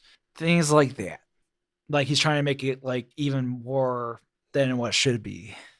I don't know. Yeah. I'm not going to put any thoughts in his head. Yeah. I just don't know why he did it. That's the thing. It was completely unnecessary. The story would have been just fine without that weird reincarnated as her baby thing. Yeah, deconstructing isekai, but also deconstructing as it goes along, Edwin, the entertainment industry. I mean, that's the most interesting aspect of it. Yeah. And that it kind of dips into the plight of the industry. Yeah. I mean, we hear about all of the stuff that goes on in Hollywood. Yeah. So it was interesting to see all of the things in the Japanese entertainment culture that she had to deal with. That they had to deal with. Yeah. And they touched on a lot of stuff. They did the Hana Kimura story, essentially. Yeah. I think the show would have been better if they didn't have that weird reincarnated angle. I know. And sadly, it comes again. Sadly. It's just... That's where my hope was. I'm like, they're just putting it at the bait. It's just nothing. He's just being a jerk. It's unnecessary. Yeah. If you want to tell this story, you could tell that story without having that. Yeah. So basically the journey is somebody ends up killing his mom, which is the girl that he was obsessed with. Yeah, the 16-year-old idol. The 16-year-old idol. And he's there. He sees the person stab her or whatever. And so now his thing is to be in the entertainment industry so he could collect DNA from people and send it in and find out who killed his mother. Yeah, while his sister aspires to be an idol. And he basically whittles down that the only person that could have... Well, he knows the person that killed her is the same person that killed him in the previous life. Okay. But he figures out that dude was being controlled by somebody. Yeah. And he's like, the only person that knew of her having these kids could be the father. Yeah. So his journey is to figure out who his father is and to kill him. Yeah, it turns out to be a mystery. After like having this experience, Jamaal, I highly recommend Perfect Blue. Perfect Blue is like the kind of like the spiritual inspiration for this project. And Satoshi Kon's take on the entertainment industry is very apparent, and it's all facade. And that's what he's trying to get at with the anime industry as well. In this one, though, like I said with the isekai deconstruction, it just veers off into its own terrain. It didn't. Well, it feels like the father will probably be a Harvey Weinstein character. Who knows? Yeah, probably. Yeah, probably. And he has to protect his sister at the end of the day. But it jumps from the film industry. Well, yeah, because it's like, okay, now she's in the same industry that his mother was. She's aspiring. She's aspiring, but at the same time, so what's happened? She's trying to be an idol, and he is deliberately going through and like making sure that she gets rejected. Yeah, because he was an actor So- when he was a kid as well, and because of that connection he had with the director of his first project, that's where he gets into reality shows. Well, his Well, he's trying to keep his sister safe. no, well his see. mom. Yeah. Well, first of all, they're two, and they're like having like Adult full conversations on because adult conversations, yeah. and everybody's just like, why are they talking like this? Yeah. All right, they must be a genius, and it's just so weird. Yeah. And then the manager's wife finds out in the most ridiculous way possible. No. So, all right, let's jump back. Because this is the first episode. So his mom is struggling to find work. First episode, yeah. And he is talking to the director, and he's having this conversation with the director of whatever show that he's directing or whatever, because she did a good job on the show, but her part ended up getting cut out for the most part. She just had this little angle. And what's his name? Garo. Is that his name? Corral. I think so, maybe. Garo, Yeah. whatever. And he's like, well, why did she, what happened? Like, why she did, you said she did a good job, why she get cut? And the director's like, hey, look, man, they're paying this star this kind of money. She can't do better than the star. They had whoever came in and they made the decision to cut her out and whatever. And so the director's like, I'm doing a movie. I want you in it, to the boy, because he thinks he's just interesting. Yeah. And the boy, and he's like, if you get in it, then I'll give your mom a part. And then the mom gets the part. She does really well in it. She ends up becoming like the star of the thing. And that kind of jumpstarts her career again as an actress. So that's what happens there. She ends up dying, like we said, getting killed. So what Jack alluded to was, since she's an idol, they're not going to tell the public that she has these kids. Yeah. Because you can't, idol has kids, it kind of ruins the image. Yeah, it ruins her career. So they end up saying that the president of the talent agency or whatever, he has his wife, and they end up saying that they're their kids. She just like watches them or whatever. And so the wife ends up hearing the two kids talking, having a conversation, and they're like, oh no. Oh no, she knows. So then they end up being like, hey, look, I'm some god that's been reincarnated. You need to do this. That's you need the to sister. do that. Yeah. Yeah. Which was, again, weird. No, it's the Kaguya-sama kind of thing, like a twist, silly little joke thrown in. It was supposed to be a joke, but the wife bought it. Yep.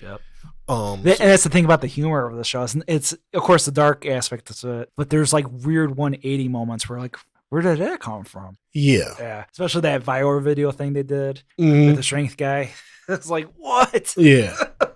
Very, very strange. Yeah. So, I mean, they do jump to different aspects of the entertainment industry. Yeah. They get into reality TV. And the commentary. They get into the movies. They get into television, the different aspects of entertainment. And he's giving his little work takes on those. Yep.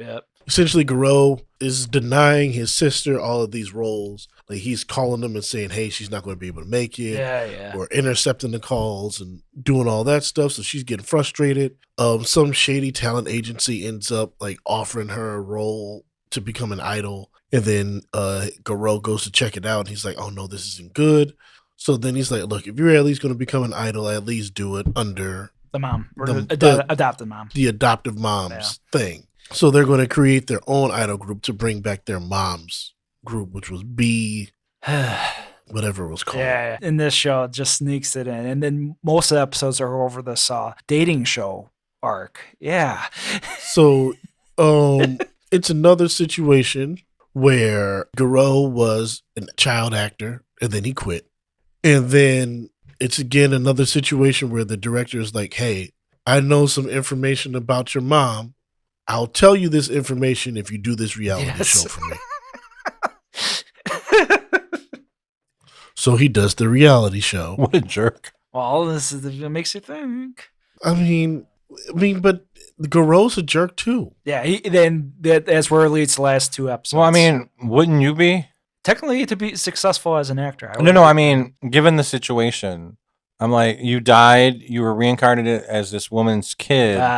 You spent most of your life as a child again, and then now you're trying to figure out who killed your mom, and then trying to protect your sister from these douches. And it's like, wouldn't you be kind of an asshole too? I mean, like, given that position, it's like, how are you going to bright side any of this? You know, it's like, how? Yeah, well, Yeah, he's just annoying. yeah, the last 2 episodes especially. That reincarnation crap is put at bay until those final 2 episodes, or last 2 So episodes. he's not really... he's not over it. He's not a likable character. Yeah, well, he has his motives, so you can understand that early on, but then to that stretch with the dating show, you're like, come on, bro. He's just... Yeah, see, I'm kind of glad that I didn't, like, invest in this. At the end of the day, it's all entertainment. I get it. You know, I understand that too. The commentary is pretty accurate. It's just a matter of like, I can see why it's popular, but guys, I can see why it's popular too. Yeah. But just some of the creative choices were like, I have watched a lot of anime where it's like the creative choices were the last thing that I'm like, oh, well, okay. Yeah, exactly. But this feels like a really like a top tier animation product. Mm-hmm. That just struggles because of those creative choices. That's it. The animation on it is very well done. Yeah, and High Dive as well. Like I said, it's very about well High done. Dive. Yeah. I mean, it looks stunning. It is. Yeah. And the opening, I think you would like if you just watch the opening's good. Yeah. I do like the opening. I have a soft spot for the closing too. Closing is kind of simple. It's just, it's like you said, the creative choices. Some of them are just, they kind of teased where the dude that ends up killing him and his mom. Yeah. Like in the first episode, he's like, the shadowy figure. He says, if I die, maybe I could be reincarnated and into her son. So you're like, how does this even work? Yeah, and how does he know? So there's a supernatural element to it. Yeah, and that we haven't even gotten. Thus, to my rationale with like Aqua, the names of the characters, the Zodiac tie-ins with the eyes, like it might be Mother Gaia for all I know. That's the idol. Maybe, but there was that supernatural element that is just completely unexplained. So why even do that in the first place? Compared to another show, Hell's Paradise, where it is a motive, there is a purpose. So That's different. Exactly. That's different. That's totally different. But I'm trying to like put the supernatural into the surface. Well, because this seems so like slice of life. Well, yeah, this is supposed to be a show that is telling you about the ills of the entertainment industry. I wholeheartedly agree. So why do you need to involve this supernatural element? Well, because I don't think it. Because I don't think it's solely just an indictment of the industry. I think that like he wanted to add this element into it. Make the character a little bit smarter, quote unquote. Maybe. He's already a doctor. Yeah, I know. No, well, as a younger kid. Because the more I think about it, because the more I think about it, it allows him to be OP at a younger age. So where like you could do this as a teen trying to figure out who killed his mom while he's working in the industry, a doctor who is trying to figure out who killed this woman in the industry instead. So he might be able to maneuver around a little bit better and have more like, I don't want to say, like analytical ability, but maybe. Yeah, this is. I mean, that's what it is. Because he goes to a thing where he talks about how good he is with talking with older people because he did so much of it as a doctor. Yeah. So he's able to communicate with these people to kind of pull out what he wants. Yeah. So that's his. That's his like OP ability. Yeah. So that's why this is a reincarnation show. Yeah, and with the sister as well, they still haven't figured out each other, which is a good twist. No, I mean at first he says her in the second episode. I think he says her previous name. And she's like sleeping and she wakes up and responds and they just kind of brush it off. Yeah. When it's like, no, you have this big brain and you're OP, but you can't pull out from this girl. Yeah. Like you're digging. They don't really talk about their previous lives. Yeah. And that's my main quarrel with him as well. I'm like, come on, bro. He's that narrow minded. It's this like, it's plausible deniability. Yeah. where it's like, well, you don't want to really talk about it, so Well, plausible deniability in a situation that is pretty much unnecessary. Yeah, for Yeah. this show. Yes. Yeah, because it's like, all right, and now I think would have been a different kind of show or a different kind of manga and a different kind of show if it had been like just her fan who was reincarnated as her daughter. right. That would have been like, like, oh, she's been granted her dream. A second life. Yeah. Wow, this I had, what? I might have to watch this just so I can like. I'm not gonna say hate watch it, but it's like I think that if I watch it, I can try to figure out what he was trying to do. And like I said, Perfect Blue as well, like a compliment. Yeah. Like if you haven't watched Perfect Blue yet, I don't really want to figure out what he was doing, what the creator was doing, but at the same time, I'm curious enough where it's like I want to understand the creative choices. Telling to Jamaal, like there's Kaguya-sama moments too, like total 180s, like the energy's there. There's some good moments. There's some good dialogue between the characters. They have their redemptive arcs. Yeah. So the girl that like kind of like goes to like kind of kill herself. Yeah. Because she's being bullied online. Yeah, that's the interesting about the side characters are really downplayed, but yet they kind of carry the show too. Yeah. Yeah, I agree. The side characters are kind of downplayed. Yeah. Like the director, he's pretty interesting. I like him. The one girl tries to commit suicide. The director is interesting, and he has those funny moments with. He had that one funny scene where he's like trying to give him some a serious speech. A serious speech, and the mom keeps barging in. That was one of the funniest things. Yeah. That was funny. Yeah. But Qraion was just kind of like, how are you going to tell me anything? You're in your 30s and you're staying with your mom. Narrow-minded jerk. Oh. Yeah, but it's like, all right, he's stealing all this DNA from these people. Like, all right, I'm stealing the hair and I'm going to send it in. It's like, how? Yeah, I know. It's like his own CSI lab. Yeah, and I'm like, what? I don't understand how this is working. And I think that goes into him being a doctor too. Yeah. Like I like the setup for that though, because that's during one of the dramatic scenes in one of his first projects. So like he hasn't used any of these medical skills since probably for like 10 to 15 years. But hey, he still got them. Yep. Yeah, I mean he lives. See, it's a show that makes you think at least. Like it doesn't. I'll say the reincarnated thing. Yeah, I know. It makes no sense, but they do it well. Okay. So they early on when they're babies. Yeah. Like the sister, they got to eat. So the sister, she just goes and she's breastfeeding. She doesn't care. Yeah. But he's still in his mind.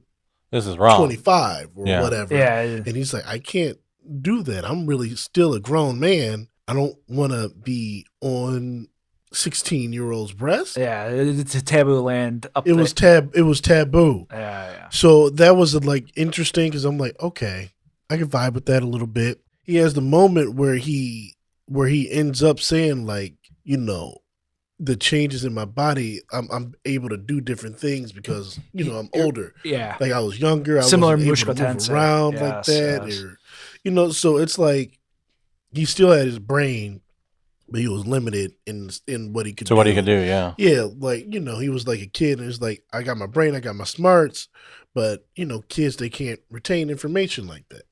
Yeah, so he's like I learned it, but I forget it fast. Yeah.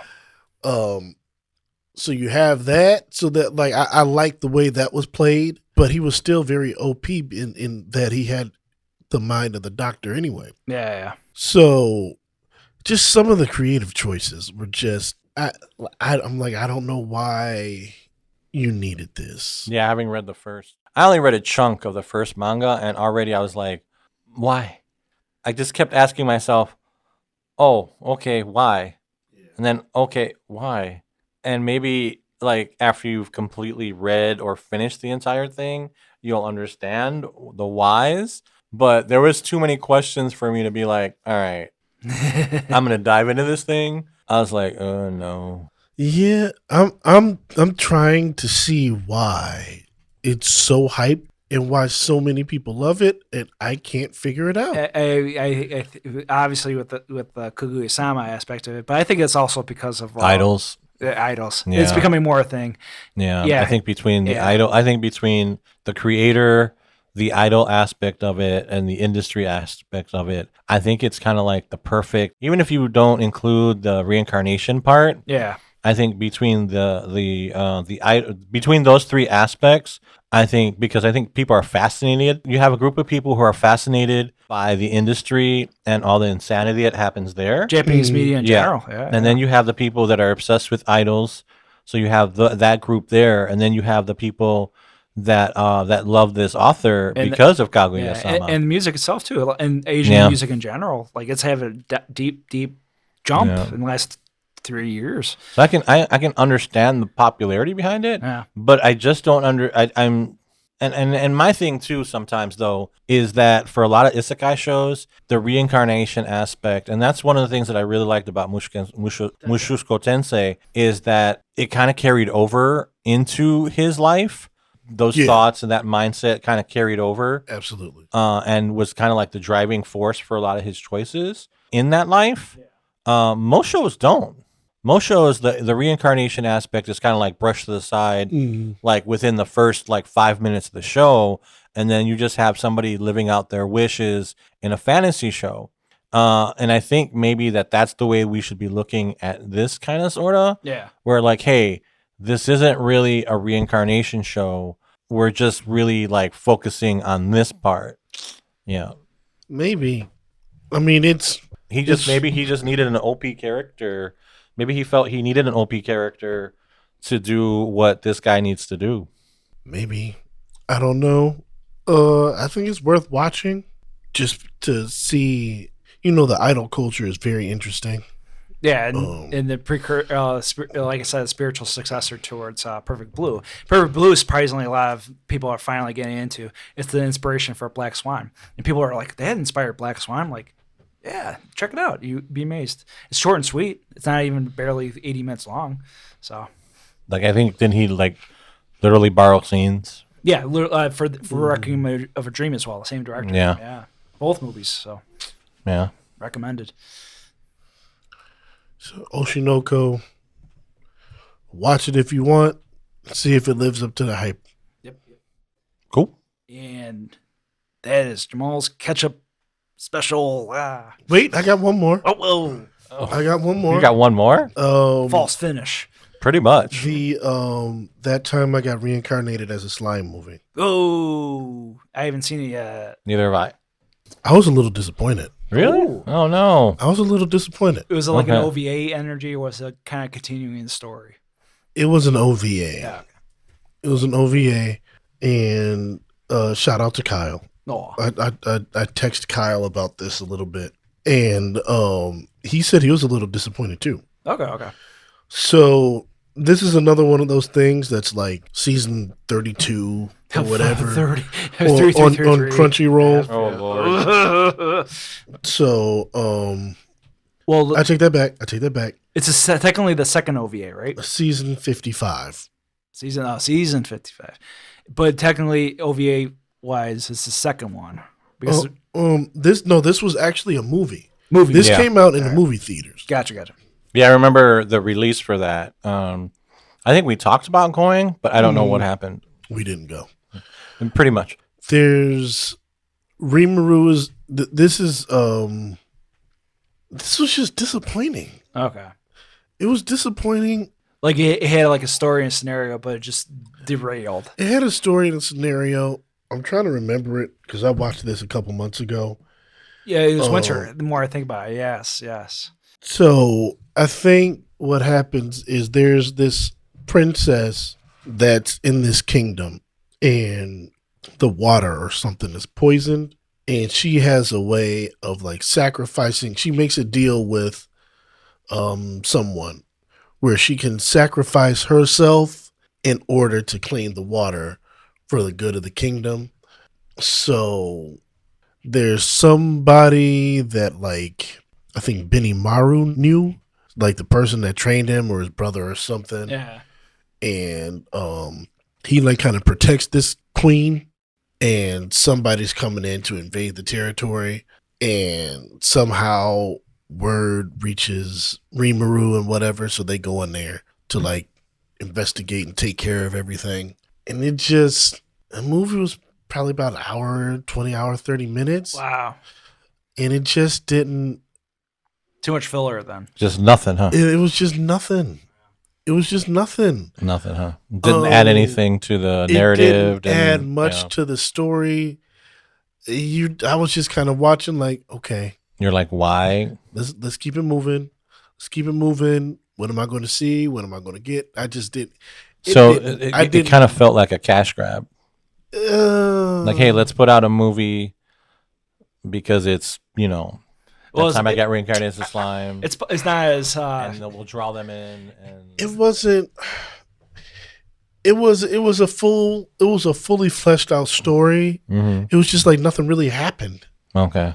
There was no emotional stakes into it aside from like the queen, and then you end up finding out like the person that was poisoned in the water was like some like merchant that was like working for the other side, and he ended up being evil, and you're just like but nothing was connected to the main narrative, and it didn't really progress anything. Not really. So there were no stakes to the regular show in this at all. Not really. Yeah. Not Weird. really. Yeah. Which was kind of disappointing because in that second season of the show, they really upped the ante on the emotional They stakes. really did, yeah. But it's better than the first season, in my own opinion. Yeah. Absolutely. So, the first season's just build up. Yeah.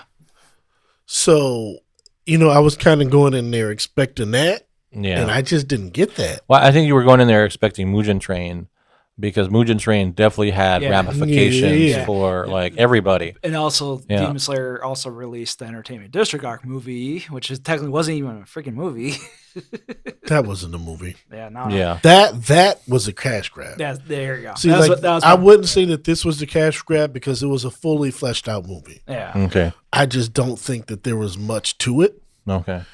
And that gets hard too sometimes because you're like, how do we give people more content of what they want when we don't want to affect what we're going to be doing, like with the third season or with anything else that we do?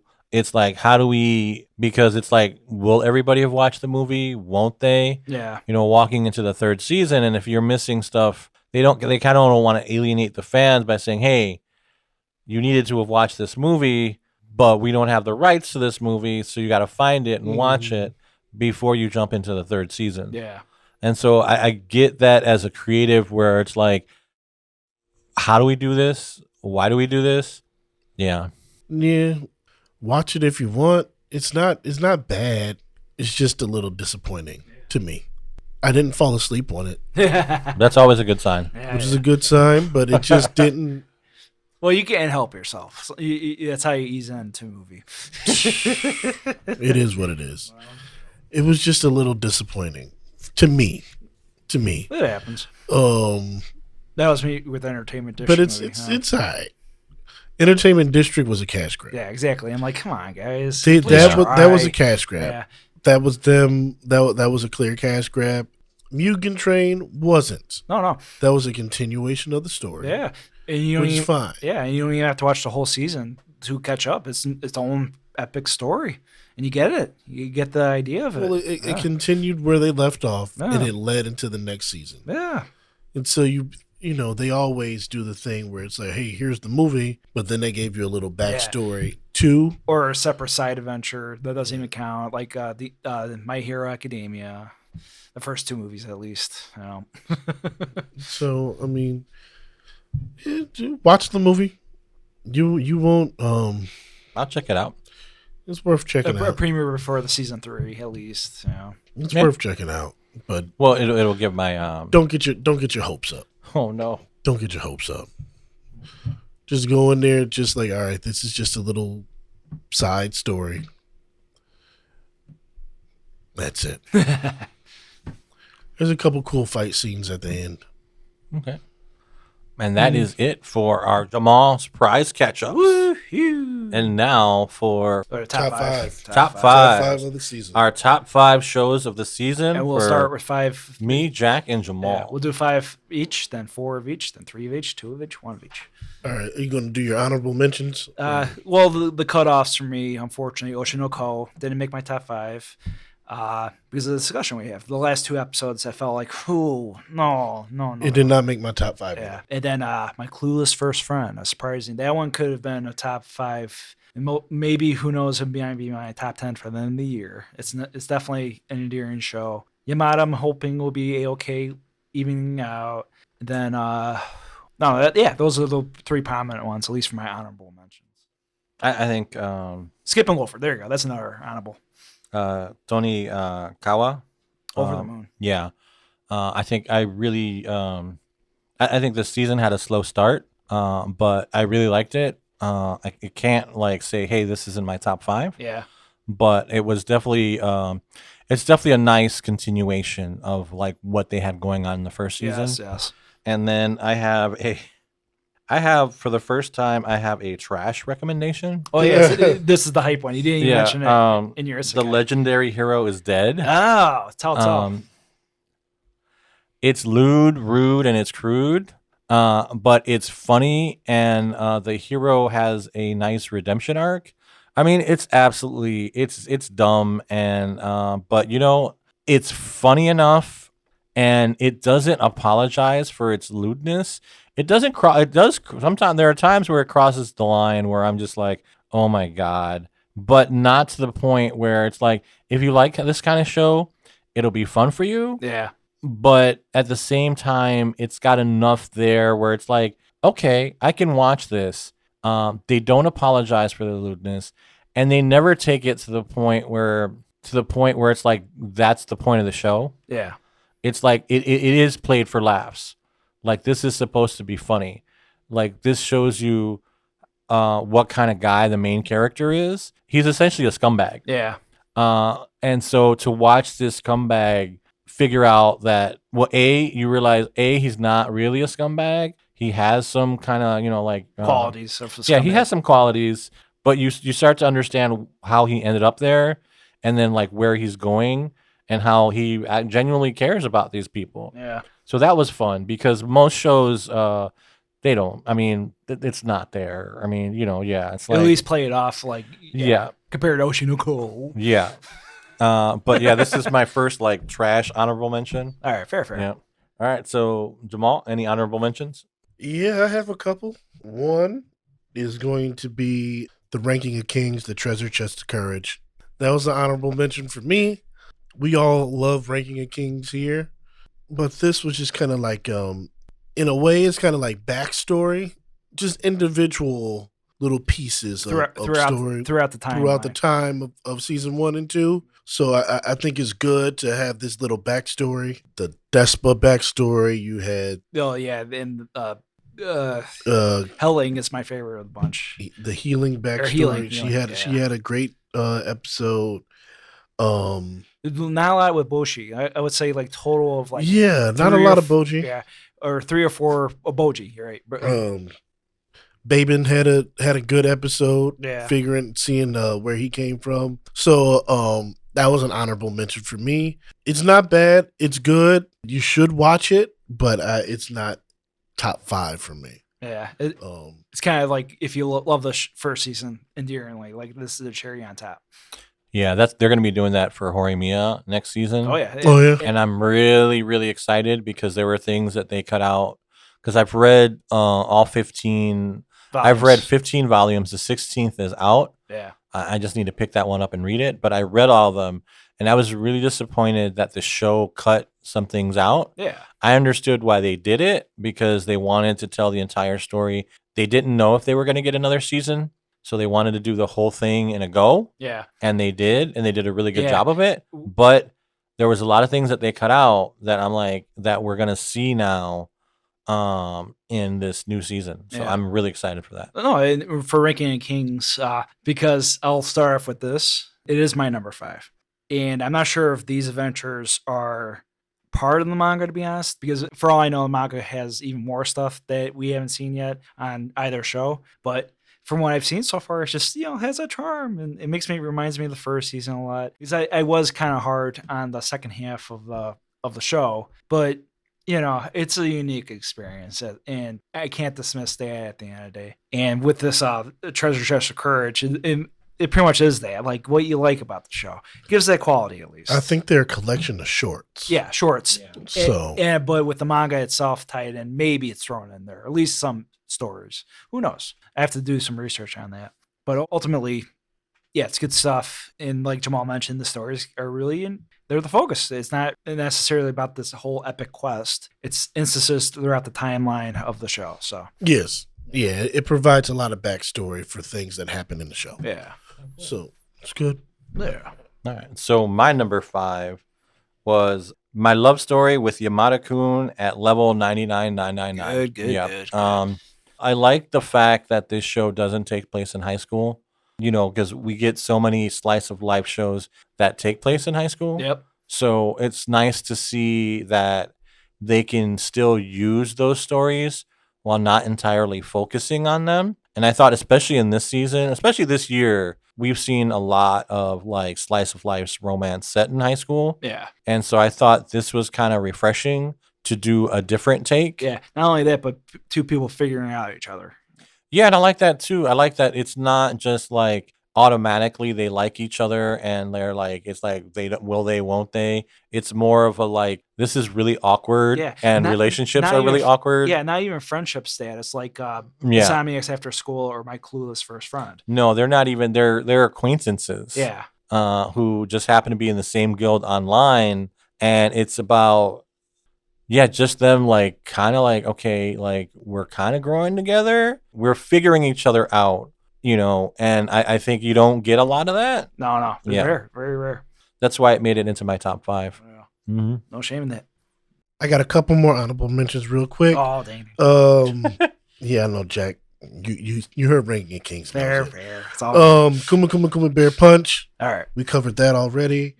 And then Konosuba and Explosion on the Wonderful World. That is honorable mention to me as well. Yep.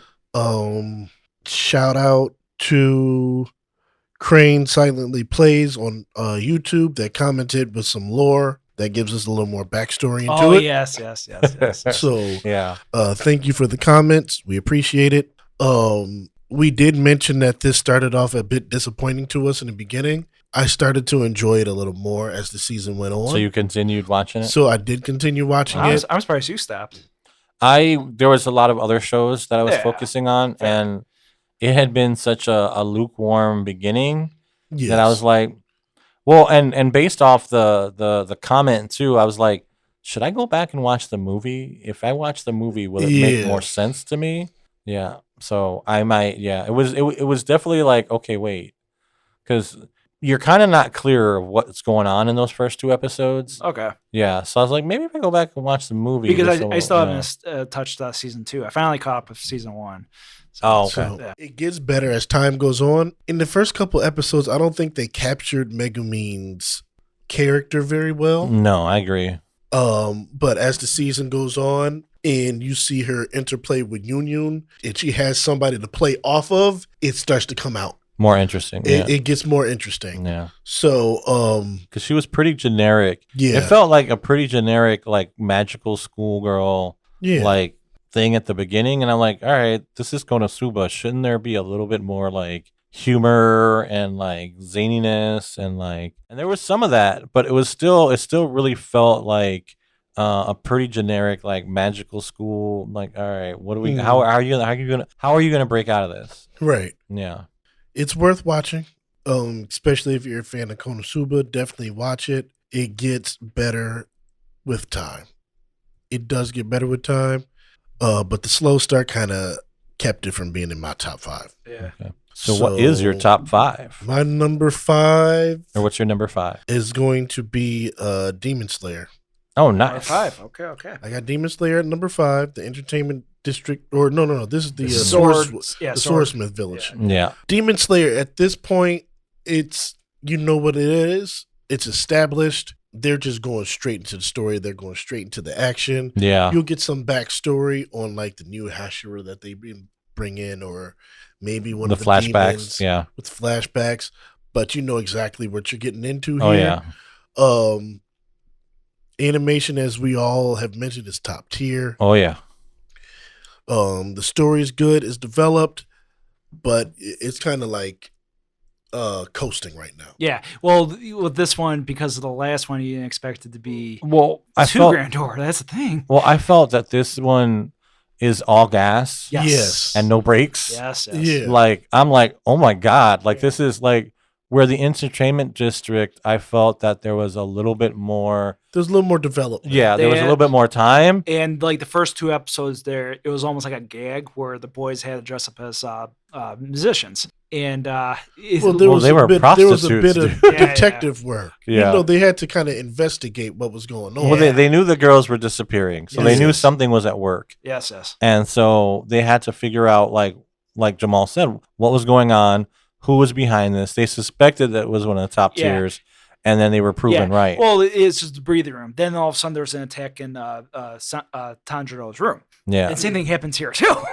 Like he's having a little quiet moment with. Oh, but at that point, That's like Well, yeah. at that point, everything goes sideways. Yes. There's no like. There's no like I'm gonna fight this one and this one. No, it's just like bam, Good luck. sideways. Good in luck. this season, like he's recovering from his injury. They're all recovering from their injuries. Yeah.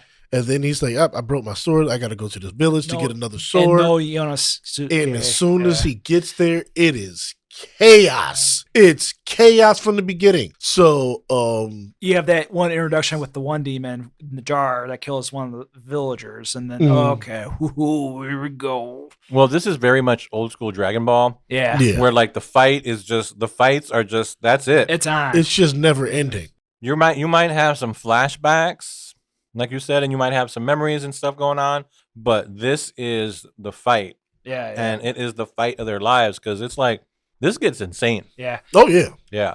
Oh, yeah. I mean, it's not as crazy as the entertainment district, but you can see how Tanjiro has Evolved. oh yeah, He's leveled up. like big time. This kid has leveled up, and it's fun to watch the demons kind of like realize that. Mhm. Like, wow, okay, I'm in trouble here. Yep. Like, this isn't like these kids are not like Yeah. And these particular demons, like, because it's such a nice twist with the entertainment district with the final 2 demons. Mhm. This one, though, it's like I don't feel Well, sorry for these guys. these are the upper demons. Yes. Yeah. So they're on a different level. Yeah. And But- probably more and- so. yeah. And Tanjiro, he's gaining such valuable experience, and now he's able to see through these things. Like, okay, I can't chop off his head. Oh, when I chop off his head, he's expanding into this one. So now I got to find this one. So he's learning through experience. yeah. So, and then you got Nezuko, whose demon blood on his sword just takes him to a different level. I love when she kicks that one demon in the head, like whoosh, like the upper kick. Oh, it's beautiful. There are some great moments throughout the show Yeah. with like the demons and how they're fighting. I was just Yeah. like, just move after move. Like, there's just like the rescues this season are just like epic. Like, you know they're coming because you're like, man, he done backed himself into a corner. He's been backed into a corner. He needs to be rescued. And some of the rescues are just phenomenal. Yeah. Yeah. And if you had to pick between Mitsuri or Muchiro, who would you choose? The pink hair girl and the mist guy. I think Muchiro is stronger. Yeah, he is. It's just I think he's definitely I stronger. liked his development. Well, that's the main got the most part. development. Yeah. He got the most development out of all of them. And at the moment, I didn't see a Mitsuri's development. And I didn't see that story coming. Yeah, I'm like, I thought this was, I'm like, I thought it'd be kind of dry with him at least. Yeah. no, it wasn't at all. Oh, no. I mean, yeah, Yeah. no. I mean, and that's the thing about this show is it, no matter what's happening, it consistently delivers. Yeah. Yeah. Like, whenever you think, oh, this is going to slow down or this is going to be, nope. Essentially, the show laughs at you and says, oh, you think this is going to, He's gonna recuperate with the spa. Oh, that's No. adorable. Let's kick this sideways. Yeah. Yeah. Oh, you thought you were gonna be entertained in the entertainment district. Yeah, you thought you had your hands full with one upper level demon. No, we're gonna give you 6. You know, and it's then like, the top one's like kind of there, so you never know. But I think they balance out the fights in the flashbacks well. Yeah, The I agree. dialogue too. Yeah. Because those agree. flashbacks, those are gut punches. Yeah, and they never.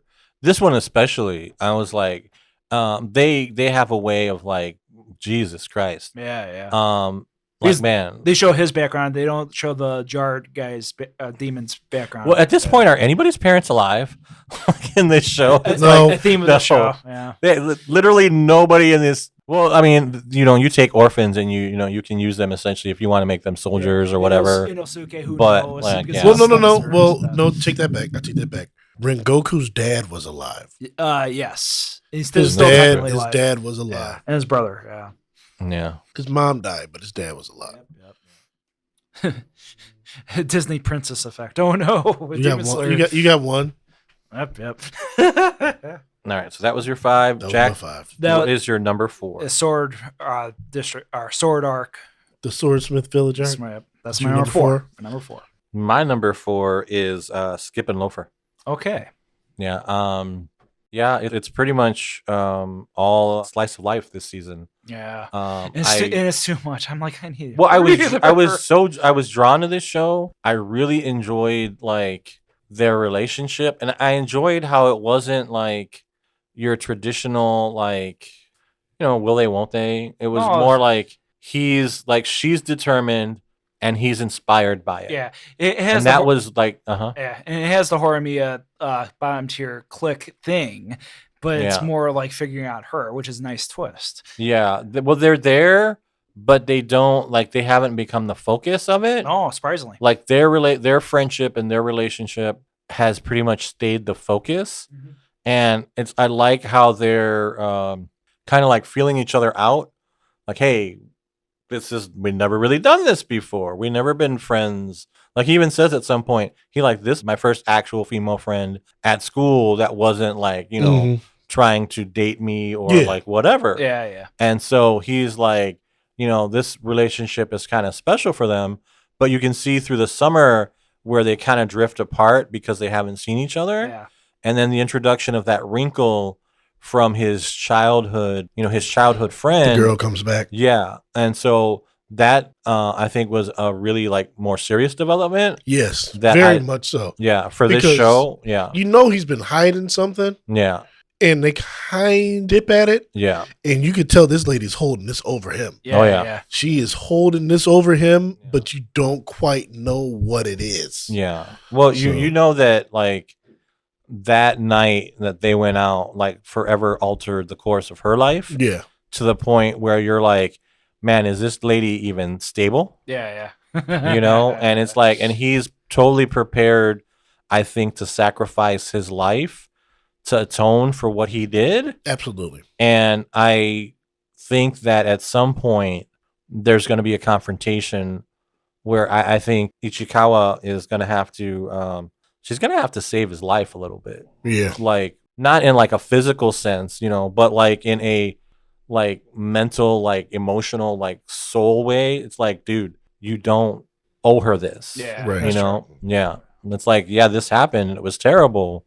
But it's like, you have to live your life too. Yeah. Mm. Yeah. I like the student council president too. Yeah. Yeah. She's interesting. Yeah. I love that dream. Yeah. That dream. Yeah. The student council president. Yeah. Yeah. Vice president. The vice president. Vice Good Vice call. president, Good you're call. right, yeah. Because she's second year. Good call. Yeah. So She she- has that dream. She wanted to win, but they thought she was going to win, but she didn't win. Yeah. No. Like the popular soccer dude won. Yeah. Yeah. Well, because she couldn't like really like, she didn't have it. She didn't have that charisma. No. Right. But Yeah. yeah, that's a good twist. Yeah. Yeah. But I do love that where she dreams about that cat and then the cat is Ichikawa and you're just like, Like Totoro. It's designed like Totoro. yeah. Yeah. That was pretty cool. Yeah, she's funny. All right, sir. And what is your number 4? My number 4 was Skip and Loafer. Well, there we go. All right. And it's a worthy I spot. like how we got this thing going on. Yeah. Where my 5 was his 4, and you're like we're going The like combo this. break might happen soon though. Well, I think it's because these shows were the shows that stood out this season stood out. Yeah. Like there's no like Comey didn't make my top 5 this season. So, What Yeah. made it? What made it? It's just like that's not this season. No, the Just good so shows are world the good knows, shows. Because Jack hates Comey, No. we still don't have Biggest much Comey merchandise. merch. slander you've ever Yeah. said. All right. So, Jack, you're number 3. yep. Well, this okay. Like I said, this could be the combo breaker. I'm curious where this ranks with you guys. Pew, pew, pew. Hell's Paradise, number 3. I spent all day yesterday catching up on this show. Thank you. You owe me. Well, Because you don't hate it. I don't hate the show. But you don't know what to register out of it. I felt like I was watching Lost all over again. Okay. To be honest, that's my it is. You're right with that assessment. Yeah. Like for some odd reason, I block Lost out of it though. I get it. No, I get it. I mean, you know. I don't blame you. It's right. It's 110% accurate. I never watched Lost. Well, it's you know the premise. Yeah, though. yeah. People stuck on the island and something mystical. People figured out what it means in the first season. Yeah, and then the creators spent the next 7 seasons lying about it. You know? Oh yeah. They're like, they figured it out already? The origins of J.J. Abrams' mystery box. Oh, Lord.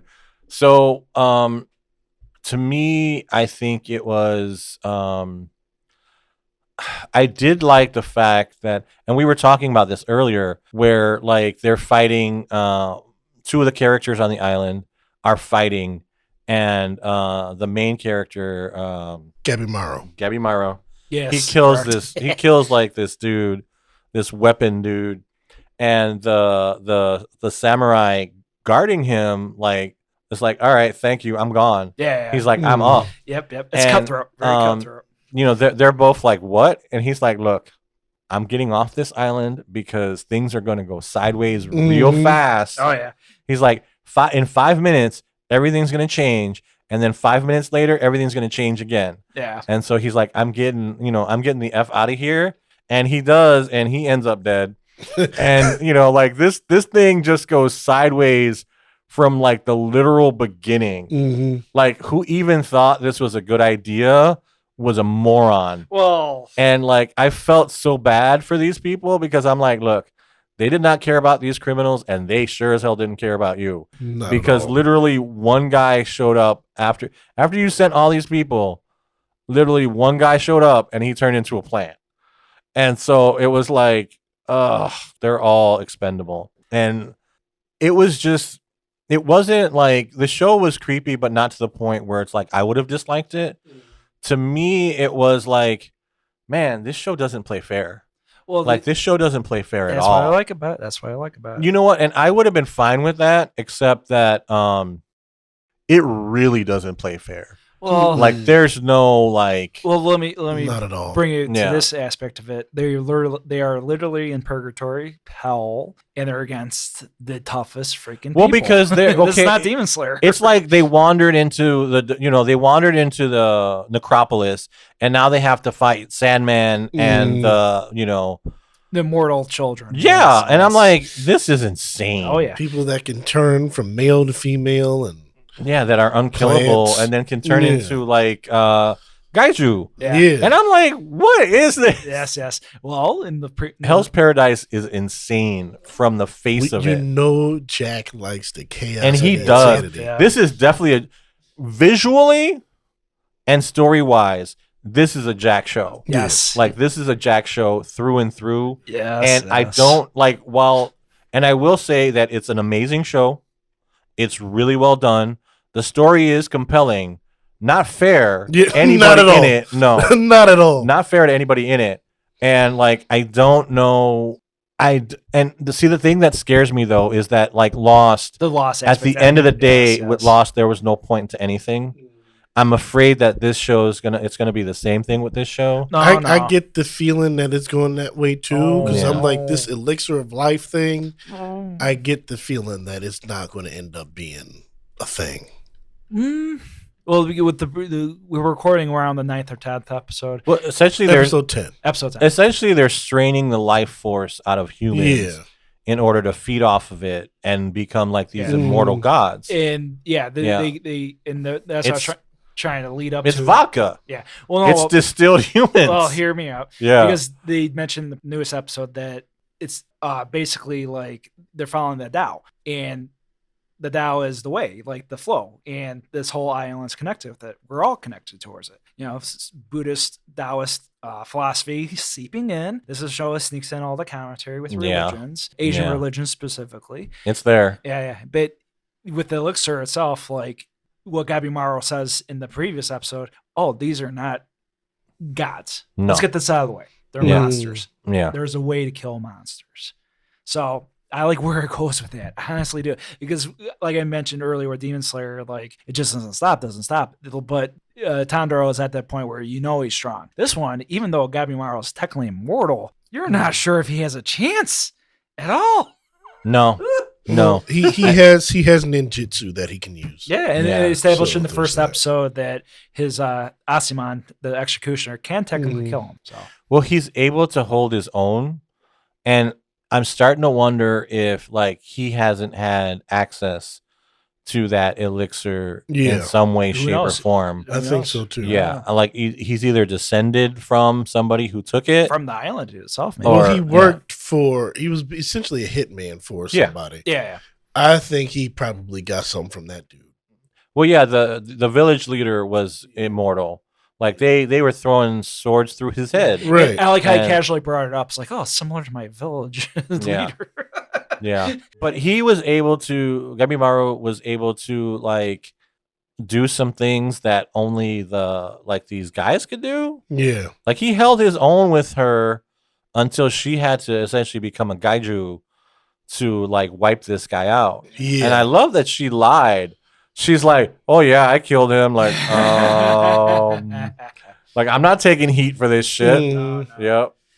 Yeah. So, yeah, I had my issues with the way I personally felt about it, but I think it's an amazing show. Yeah. And it's definitely in safe terrain. Mind you, this is the creator that was in the same team as the guy who made Chainsaw Man and Spy Family. So, Yeah. yeah, that's pretty remarkable. The quality's there. Yeah. Like on all levels. Yeah, but that's also fascinating thing. Mind you, Mappa makes the show, but you feel like it was like a throwaway project in a weird way, at least with like some of the animation at times. Oh, I don't agree. No, I but think that that's where it makes it in a weird way how it makes a nice contrast compared to Chainsaw Man. okay. Because I thought it was a quality production through and through. Yeah. It especially with the backgrounds. I mean, it didn't make my top 5 because I was so annoyed by the unfairness of like. And plus I'm you're- like, this is just. And plus, you're afraid of it becoming like Lost. Fine. Well, All I'm stuff. afraid of like. There's not going to be any point to this. Like, there's not But like. I think there is, especially with the religion. Well, for me, I think that. Dragons. Well, yeah, they might have. A stronger one than Lost. Well, like he has his character arc, yeah. and I think that's the important thing. But I think at the end of the day, you're going to discover that the people running this island are just as greedy as the people that aren't on this island. Yeah, so- Absolutely. and Mhm. that's one of my favorite aspects of the show. Like everyone has to make a deal, and like, and even though they're making deals, they all end in the dialogue of like, "Wait, we have to get information about this mysterious island. We have to figure this out." Yeah, It always cracks me up. yeah. It's like, well, they're yeah. a bunch of criminals, so their mindset is like, Right. let me kill everybody first. Cutthroat. And this is like, and these are the baddest of the bads, and they think like that's gonna be the easy part, you know? Some of them. Yeah. You have the little girl who is just Atan, yeah, she's technically a criminal, yeah. but she's not really a criminal. Yeah, And their little story played out really well. that was really like That was a good one. that was a rough gut too. punch. Yeah, Yeah, That was a gut the punch. brothers one is the one I'm like, okay. he that kinda- was yeah. with the guy, the blonde guy and the little girl. Yeah. That was like That that, was felt rough. very Demon Slayer to me. Yeah. Yeah, like that was cut like right out of Yeah. Demon Slayer. Yeah. The only side story I don't really care about is the brothers. It kind of like it's kind of weird. Their turns. I know what I you're want talking them to be like the hitmen in that train movie. Yeah. You know what I'm talking about? The The- Brad Pitt train movie. Oh, okay. I've yet to say Bullet Train. Yeah, Yeah. I kind of it ended up not being that good, but the two brothers were the most entertaining part of that movie. Okay. And I kind of want that for these two guys. Like the last episode of the time, Like, where I want them to come back and be trouble. Oh, they are. Yeah. You can tell they are. Oh, yeah. Those two are going to be trouble. That's what Yeah. I was trying to bring up the last episode. They definitely have something at least. I felt like their initial episodes kind of stalled. Yeah. Well, I hope that they absorbed enough of the elixir to be a problem for everybody else. Like, I mean, like, you might have the leaders, the gods, the monsters, kind of make a deal or get beat down. And then these two just show up and it's like battle royale chaos. Any understanding that we had goes right out the door. Yep. See, there's at least something you take out of it. So yeah, good stuff. All right. And then my number 3. Your number 3. My number 3. My number 3 is my clueless first friend. Oh, good. Yeah, because I love those characters. Yeah. And they just that show. I didn't expect it to kind of win me over. Like I said, but that storyline about her mom, was such a gut punch. It's literally like the most intense episodes, even more intense than Hell's Paradise. Really, it kind of was because it was so it was such a comfort anime. And this kid was starting to get annoying, but the minute he realizes oh fuck, I've been calling her the Grim Reaper when and her mom she died, thinks that she replaced her mom. Yeah. So it's that moment where he realizes man, what I've been saying may not have been that nice. Yeah. And it's that realization and his concern for her where it's that really took the show in a different direction. And just seeing her she doesn't even care if she doesn't want to have him to herself as much as she wants to have a good high school experience, or a good school experience with friends and memories that she can because she hasn't had any of that. And so I'm really liking that. And of course they're grade school kids. So you wouldn't have the will they, won't they? No, there's a hint of that, but it's really about making your first friends. Yeah. And especially since she hasn't had that. Yeah, and just picking her up, making her feel good. That's a I mean, rarity just too. because because she's been bullied so much that this kid is just in there and he's just totally oblivious. He's the ultimate shield. Yeah. So he becomes her shield, but then he also he becomes her connection to the world. Yeah. Where she can experience all these things for the first time, given what she's gone through. Yeah. And for me, that's why it made it into my top 5, and then why it's so high. Yeah, I know. And those 2 episodes, I like how it's set in the country. It's one of my favorite country episodes in a while. Yeah. And it literally has a story motif right as it happens because they have these great fireflies, or they're crossing this bridge, and she casually mentions, "Oh, at night the fireflies come out." So they have that. They visit the shrine, they pray to mom. They're walking over the bridge. And then he's crying the whole time. I'm like, this because I had a tear in my eye. Yeah, it got me emotionally. Yeah. All right, Jamaal, what is your number 3? My number 3 is Hell's Paradise. Really? Yeah. Oh, wow. Yes. Yeah, it's my number 3. Okay. I love that I convinced Jamaal. Yeah. You liked it that much? Yeah. Okay. Yeah, it's my number 3. Jack, you did a good job this time. Hey, I try. He's getting better at the hype bombing. I try. No, this is a good show, and it's only going to build from there. I get where you're saying because it is unrelenting. Yes. Yes, It's not fair at all. No. But they're criminals. So it kind of makes you go they're criminals. They're criminals, but even the good guys are even the samurai are just getting pummeled without remorse. The whole time. Nobody I mean, are you talking about the blind one or the all of them? All of them. I mean, I might Asemon. I might not like a lot of them, Yeah. but good Lord, man. They don't even my thing is how did anybody think that this was gonna work? Yeah. The main Asima and the Yamada. giant, Yeah. the giant just swats him like a Yes. fly. I love that episode. Yeah, he did. This is the dude who was giving her grief throughout. Oh, The you whole need to time. yeah. I like and how then you're a woman. You're Yeah. supposed to be at home. well, him too. No, but it was both of them. The guy with the eye patch. Yeah. He was giving her a hard time, Asemon, yeah. and he just gets Dead. dead. Yeah. Then the other guy SWAT half of his body is gone. And I'm just like, these guys are like, I don't even know. Like, the other dude ends up dead on the ship. I'm like, this is insane. Like, these people. You need stakes sometimes. Yeah. No, they start off with the stakes. Yes. Oh, yeah. They start off. Oh, yeah. This is high stakes here. From the word go. Yeah. From the word go, you're like, you don't know what's going to happen to anybody. No. Yeah. You really hope that your main characters will survive. But at the end of the day, I don't even know if that's going to happen. No. I don't want it to be like, I don't want it to go into Game of Thrones territory. Yeah. No. They kind of like build up the. Yeah. Because they did that with the first blonde samurai dude. Oh yeah. Because they built up that backstory, and you start to like him, and he dies. No, but he dies. At least, hey, it balances out the stakes and lets two other characters. Because I didn't expect the blind guy to be a factor, so I didn't expect him either. Because that they had the conflict. Yes. And the blind guy, the dude ends up dying, and so the blind guy has to take care of the little girl. Yeah, it's interesting. He doesn't have a choice. Yeah, so it's like Edwin said, man, this is an unrelenting show. Yeah. And this is high stakes, but I'm intrigued to see what happened. And do you have like Avatar, Battle Royale, Naruto vibes watching this as well? I can see all of that. I've never watched Avatar. Don't plan on watching it. Okay, more.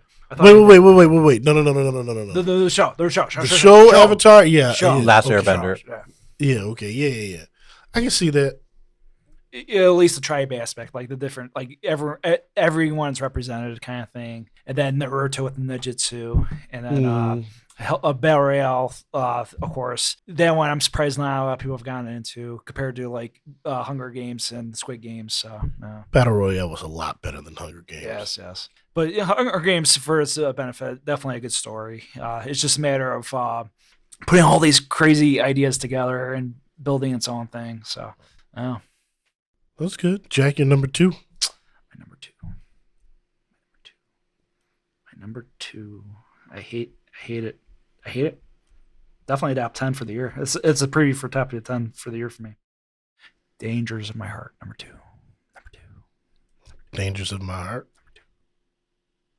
I just want to mention that the show really caught me off guard with the music. Now, a little backstory. I follow this one artist. His name is Kensuke Ushiro. I followed him after listening to the Silent Voice soundtrack. I've yet to see the movie, but that soundtrack's amazing. And I've heard good things about the manga and stuff. I'm like, you know what? It's about time I check this out because he did the soundtrack. But years later, he also did the Heike story.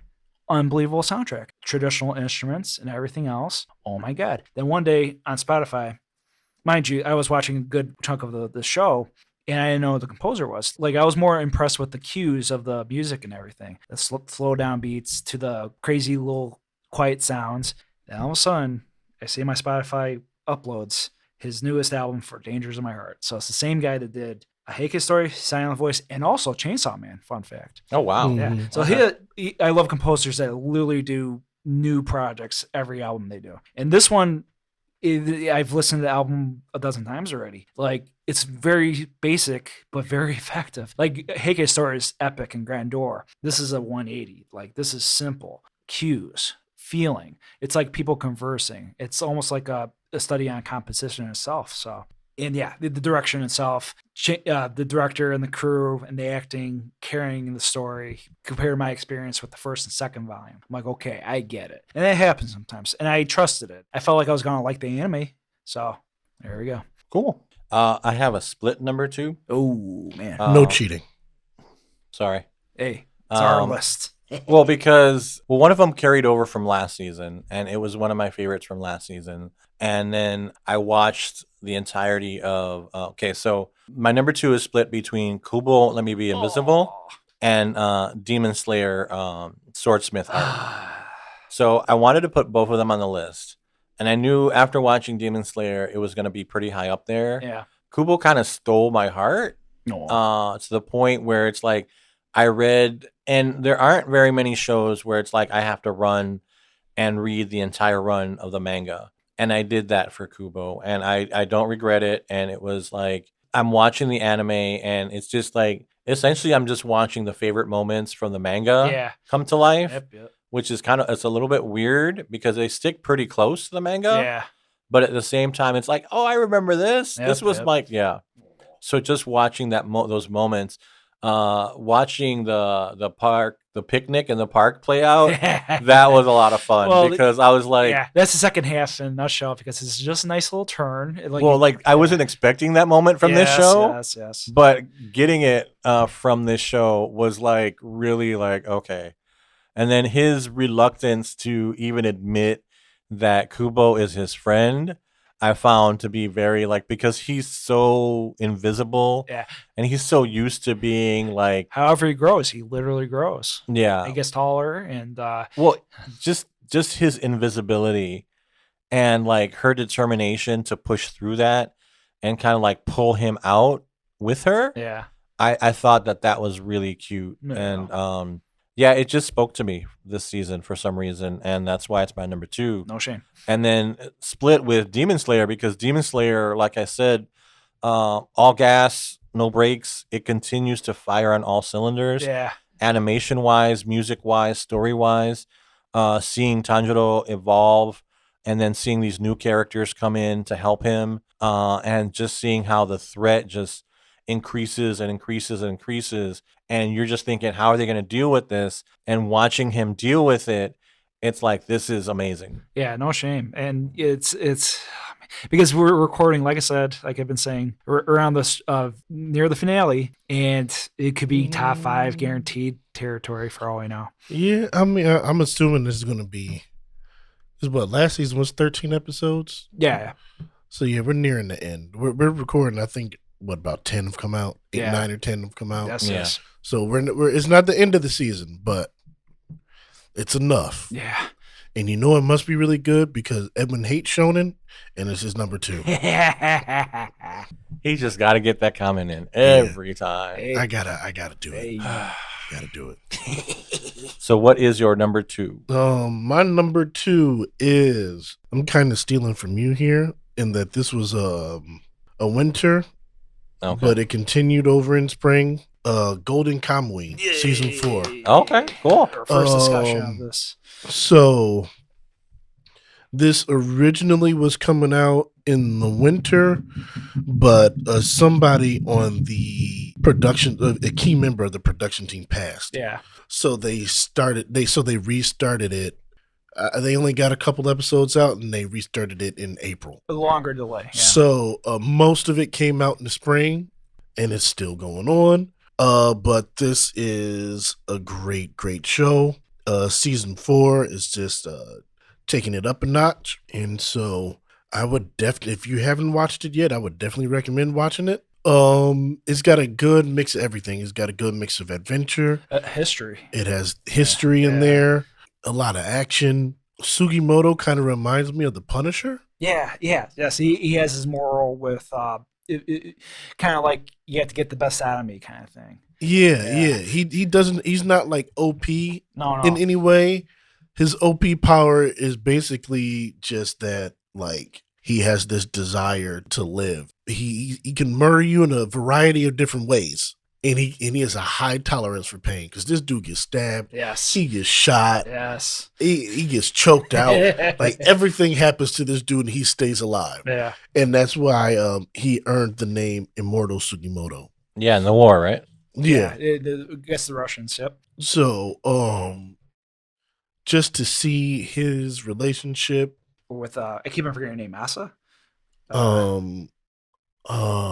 Shoot, let me look. So, because you find out about her father, at least. They find out about her father. Well, that happened a while ago. Yeah, season 3. So in this season, it starts off with Aspera. So this season starts off with her and Sugimoto actually get split up, because the lieutenant is basically like, hey, look, I'm gonna keep her here. Y'all stay over there, and I'm gonna take good care of her. I'm not gonna kill her or anything.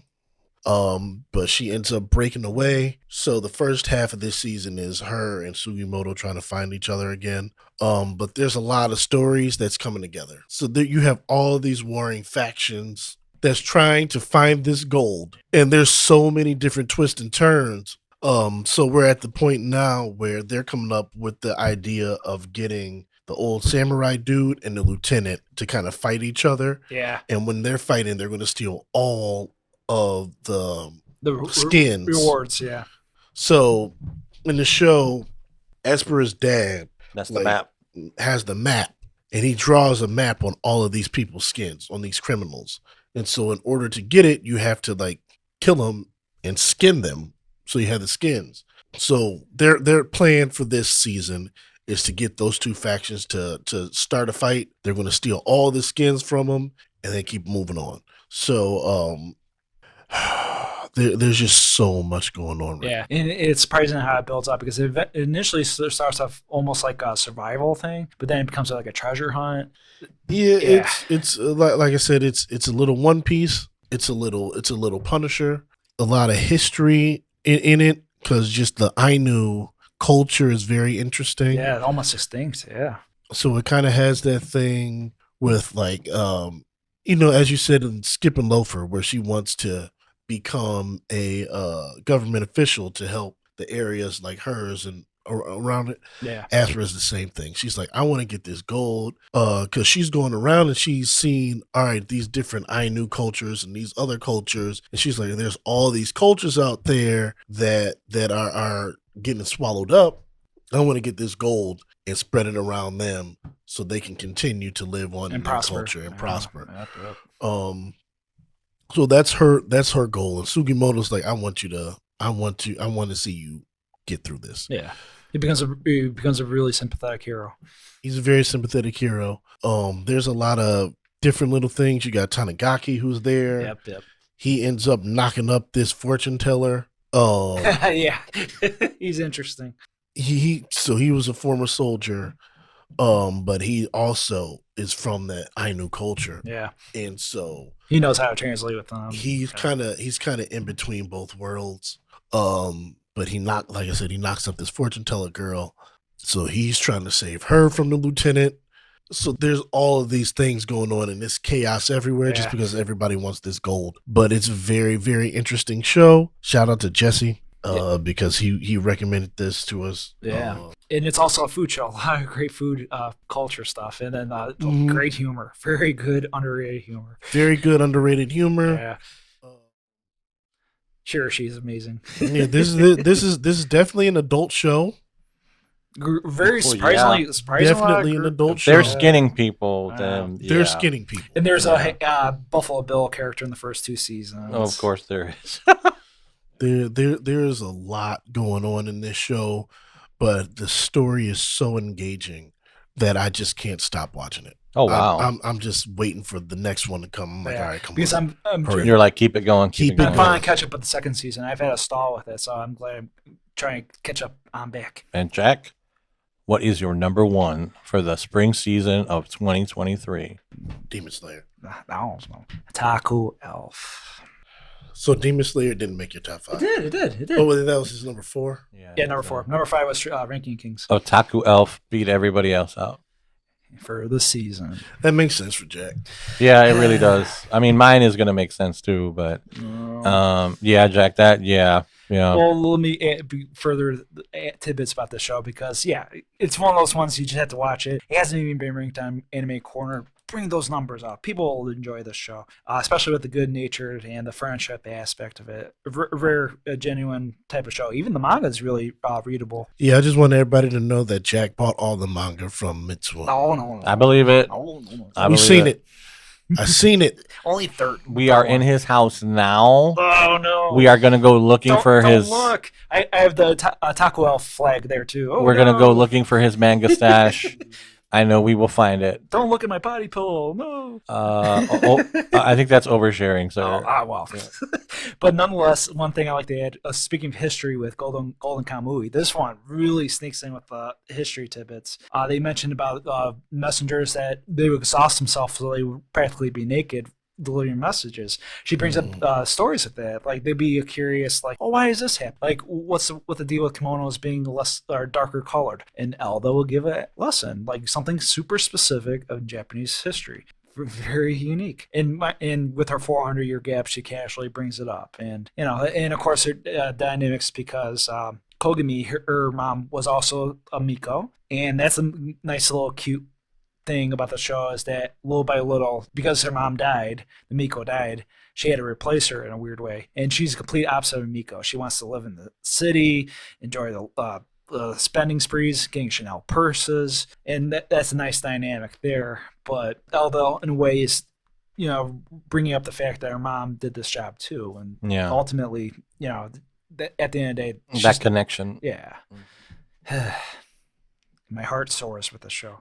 And the geek humor is very good. And also a quick shout out towards our voice actress of Elda, who is played by Ami Koshimizu, who also did Holo and Ryuko from Kill la Kill. Oh, very cool. Well, this is double for Jack. Yeah. And her voice range is really good for this performance. Technically, my favorite performance is Akane from my Clueless First Friend. I like her take. No, wait. Wouldn't Akane be from Yamada-kun? No, both are the same name. Oh, both. Okay. Yeah. I didn't realize that. Yeah, 3 Yamadas. Yamada from... There is a lot of Yamadas, Yamada from Hell's Paradise and Yamada from Skim and Loafer. Yeah, and then Dangers of My Heart. Oh, that's what I mean. Anna Yamada, yes. And my number one is, of course, The Dangers in My Heart. You read every volume. I read, I watched the first few episodes, and, I was hooked. And it was another cool, let me be invisible. But this one, because the protagonist reminded me so much of myself when I was in high school, that I was like, man, it got me in the feels. Oh. I bought all of the manga. I read through it all. I didn't buy it all at once, but I read every volume that's available, and I went back and watched the show. And there's subtle changes that they make. But at the same time, just watching both of them kind of encounter each other, they're in the same sphere because they're in the same class. But then watching them kind of seeing her kind of invade his private space, and then seeing them kind of okay, I see you. It's all right, what's going to happen? And then watching how they interact with each other, and then watching them start to realize might like this person. Yeah. And then watching him overcome his doubts and insecurities and saying, hey, wait, this could be a thing. And that was I really enjoyed that. No. And then if I had to add, what's your favorite moment? My favorite moment was when she spills ice cream on her sleeve, and how to counter it is that she adds more ice cream to lick it off her elbow. Just silly stuff, the stuff that throws you off at the end. That was my favorite point. Is when he feels that he's been used by her, and he gets really upset. And he doesn't want to talk to her anymore. Yeah, and it's like a mini arc. Yeah. Yeah, he's kind of running off, and she's chasing after him. And she just grabs him, and she's like, are you mad at me? And he's like, he can't even fess up. Well, he starts to realize that she's not the kind of person who would do that to him. No. He realizes, oh wait, I know her. She wouldn't do this to me. Yeah. And that's when he oh, okay. And then they just hug. Nothing else happens. They just hug, but you can tell that that's the beginning. That's the moment where it's a beautiful their friendship. Relationship. Friendship. I think relationship. A little past that. Don't get me wrong, but it's more they got something. Yeah, there's something there. And then there was what was the other moment? There was another moment. The bike ride one was cute when they were. The bike ride was cute. Yeah. There was something else. I can't remember it. There was a few of them. Oh well, I wish I had made a list. No, that's your favorite. But yeah, no. that was my absolute favorite, because it was he finally realizes wait, I'm being dumb. Yeah, that's life. Yeah, but that's why it became my favorite. Yeah, for good reason. Yeah, Jamaal, your number one for the season. My number one for the season is Tengoku Daimakyo. What a curveball. So I know. An absolute curveball. Because for a show that we didn't even talk about. Was it did it start in the winter? No. Okay, this was a spring anime, but it's a Hulu exclusive. That's why. It's a what? It's a Hulu Hulu exclusive. exclusive. It's a Oh, Hulu okay. original. So you can only see this on Hulu. So basically, this is a dystopian type show. Like 10, 15 years ago, That show. some Okay. disaster happens, Yeah. and now the world is overrun with what they call man eaters. I guess the show's title translates to Heavenly Delusion in English. Okay. So the two protagonists, which is Maru and Kiruko, Maru is hired to protect Kiruko, and Kiruko is supposed to find this place that they call heaven. And so it's their kind of adventures and trying to get there. Maru is very skilled. You see his backstory. He kind of has a weird backstory in that he was a little boy and he had an older sister, and she kind of did like boxcar racing. Something happened at some point, and one of the man eaters showed up while they were boxcar racing, and he ends up in a fight with the man eater, and he gets nearly killed. But the sister comes in and she kind of saves him. But then they're in a situation where he's alive and conscious, but he doesn't really have a body. And the sister, she's kind of brain dead, but she has a body. So it ends up happening is they put his mind into her body. So you end up revealing that backstory later on. So that creates a weird dynamic between Maru and Kiruko, because he's like starting to like her and he's calling her big sis, that he's like, look, I'm not really a girl. And then they explain that story. So there's this weird tension between the two, but he ends up seeing her as just like, all right, this is my big sis. That's it. But just their adventures in going through and trying to find this place called heaven is really interesting. And on the other side, there's this school that insulates these children. And that's keeping them away from the outside world. But there's a lot of shady things going on in the school too that slowly gets uncovered as the season progresses. But I really enjoyed this show. I didn't expect this from Hulu, but it was something that I just randomly clicked on one day, and I'm like, let's see what it's like. And I ended up enjoying it. You got sucked in, huh? I got sucked in. And even though it is Hulu, they are doing a weekly release. Okay. So, Do you remember what studio it was? I do not know, but let's see. What studio is doing this? Like, you like the technical aspects, like the animation and music and stuff like that. The animation is interesting. I like the animation. It looked pretty good from the trailer. It's a very good show. Man, it was like one of those ones I felt like it was like similar to Golden Kamuy, kind of like a continuing on kind of thing. When I was watching it, I got when I was watching the trailer, I got a little bit of my Darling in the Franxx vibes. Okay. But also, what is it that the show with the kids behind the wall, the Promise Promise Neverland. Neverland, yeah. Yeah, it does kind of have that feel to it too. So eventually you're going to see that like these two worlds are going to kind of collide. Yeah. Because when you look into the school and you see these characters, they kind of look like them as well. Yeah. Okay. And they're trying to get out. So there might be some, like they might be messing around with time a little bit, you think? Maybe. Okay. Maybe. We'll see. But I really enjoyed this show. And so I think everybody should give it a shot. Congratulations to Hulu, because I didn't expect that. And proper kudos to High Dive. It like just doing this quality stuff, man. Unbelievable. Well, since Production IG for Production IG did Tengoku. the same one as the Ghost in the Shell. Yep. So this is and Psychopaths. I might have to check that out, but it seems now that Sony has taken over. Everybody else is kind of like up in their game.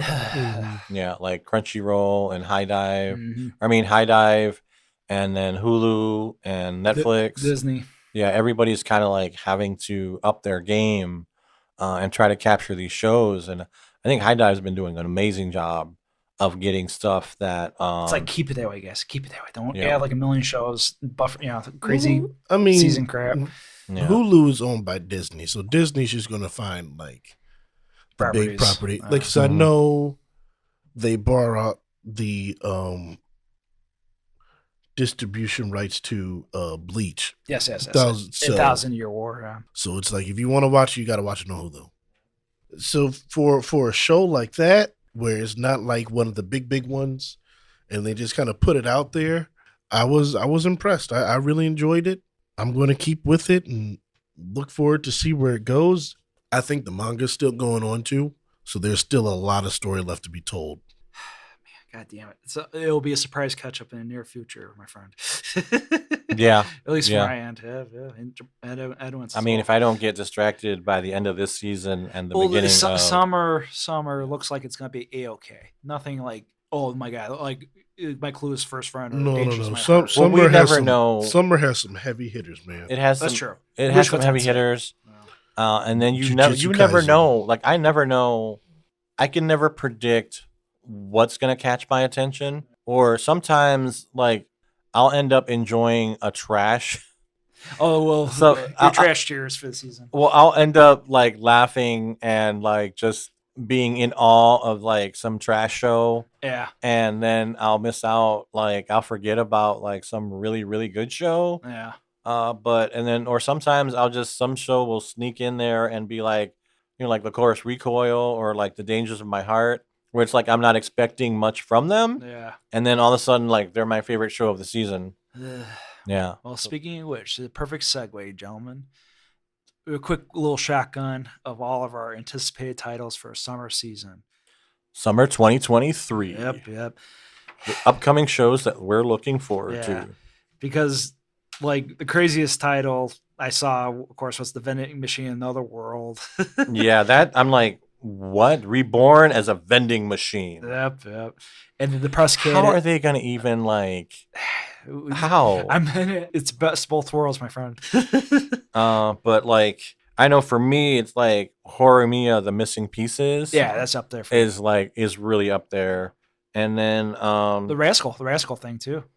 The Rascal thing. There's one called Saint Cecilia and Pastor Lawrence. Yeah. That looks kind of cute. Yep. And then there's another isekai where Am I Actually the Strongest?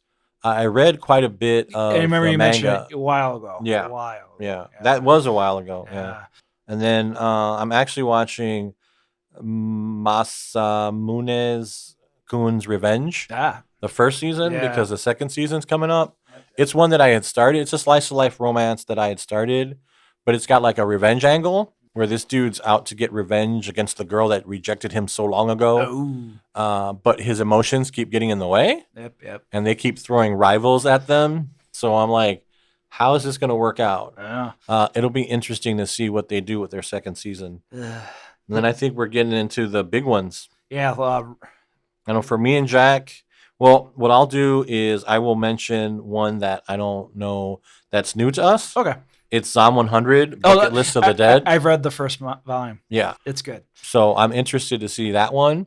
Yeah, it's similar to what's that? I keep on forgetting the name of this game franchise. The one from Capcom about Dead Rising. Okay. Yeah. Similar to that. It has that energy. Okay. Zombieland. The kind of like those like zany takes on zombie, culture and stuff. Yeah. Well, he's trying to like complete his bucket list, the 100 items on his bucket list before he gets killed or turned into a zombie. Pretty much, yeah. So I think that's like, it's insane. Yeah. I'm like, what? Yeah. At that point, it's like, you're dead, dude. But no, he's, he's going to do this. And I'm like, that might be fun to watch. Oh, yeah. And then, well, for me, the continuing seasons, Rent a Girlfriend season 3. Yeah, for us, that's going to be huge because it's like, will they be able to make that short film in time? And how are these girls, how is this going to play out? Because this is starting to get really charged for a lot of them. Yeah. A lot of them. It's like, something's got to come to a head at some, And I think there's one more character introduced, too. Oh, Jesus, yes. Lord. Yes. We don't need any more characters. We need like a resolution. And it's like, and my thing is, it's like, all right, dude, I'm getting to the point where with the two of them, I'm like, all right, figure out your lives because there's going to be too many people. There's going to be too much collateral damage at a certain point. Yeah. If they don't figure out what it is that they want and what they want to do, there's going to be a lot of collateral damage. That's true. Mm-hmm. And then Duke of Death season 2 as well. Oh, I didn't know that was coming out. Yeah. Nice. Mhm. Yep. And then Quintessential Quintuplets is having another thing. Movie, yeah. Similar horror Mia. So. Yeah. And what I have to be honest about, my number one most anticipated for anything is a movie from the man himself, Haruo Miyazaki. How Do You Live? No trailer, no tagline. That's their approach, and I respect the hell out of them because that's how I totally avoided Spider-Verse. I'm like, I want to be surprised. I want to see what goes from here. I don't know. That's kind of scary, but hey, I'm all for it. It's definitely a final movie. So, well, I know for me, it's the two big ones for me is Mushoku Tensei Jobless Reincarnation, of course, Mhm. because I want to know what happens to Eris. I want to know what happens to everybody. I want to know what happened to Rudy's mom. I want to see that storyline. I want to see Rudy grow a little bit. I want to see him find his childhood friend. I want to see him find Roxy at some point. Yeah. I'm like, come on, can this happen? Can we make this happen? No, I think he's still looking for his mom in this. Well, no, in yeah, this season. yeah. But Well, there's yeah. so much going on. There's so many people that he has yet to find, and like just the But he found his dad. yeah, Yep. and then and that was charged as it was. Yeah, that was a great turn. But then we though. have the mysteries of like what's going on, the separations. Yeah. like who's doing, but who's the cause behind this, Yeah. and what will that mean for Rudy going forward, and like how much of a time jump are we gonna see, and what will that mean? What will that time jump? Because you know how this show works. Yeah. If there's a time jump, not even if there's a jump in the time in the narrative or just some separation, we see that the other characters, we haven't seen what they're going through. So when Rudy encounters them, they've gone through some stuff. His time away from them, what has it meant to them? What has it done to them? And what will it mean for him and the story moving forward? Because this show doesn't stay still. Oh. This isn't a show where it's And yeah. after the session, I'm probably going to binge the whole 2. You haven't watched? No, no. Oh. It's just a matter of like I want to rewatch it. Oh, okay. Yeah, I get that. Get back yeah. to feel. Yeah. Yeah, to kind of see, Prepare for it. prepare, remember where things left. Even off. the Goblin Slayer arc. Yeah. Yeah. And then Jujutsu Kaisen season 2. Mhm. I mean, Easy. Like that's like 1A, 1B right there. To be honest. Yeah. 1A, 1B.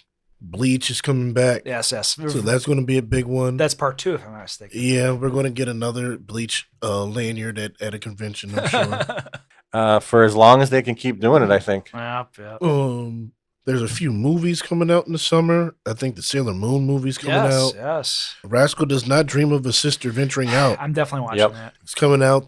I know you two are going to enjoy that one. There's a Psycho-Pass movie that's supposed to come out next month. I thought I got confused with the previous release too. If they had like another movie. So that's going to be coming out.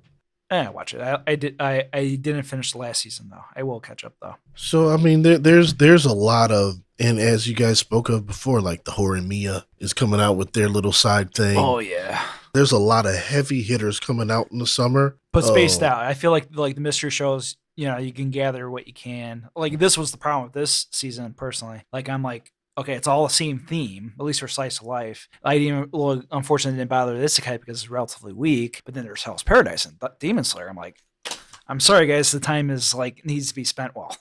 Yeah, there's a lot of like. But this one feels like it's spread out more, like at least evenly, different scenarios, different stories. Yeah, there's so much that's coming up. It's like,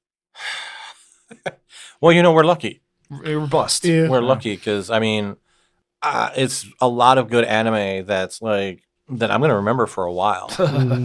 Yeah. So this season gave me some new and different directions that I don't think that I would have watched if we hadn't started doing this podcast. No. And so I'm grateful for that.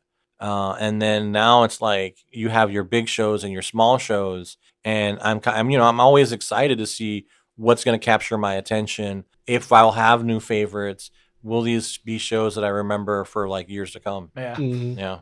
And you got the return of Rurouni Kenshin Yes, the reboot coming out, Yeah. which I mean, problematic, but It's a classic regardless. if you like the show, I mean, the creator is problematic, But Yeah, a different story there. but Yeah. if you like the show and you Well, don't- that's the same thing with Mushoku Tensei. Yeah.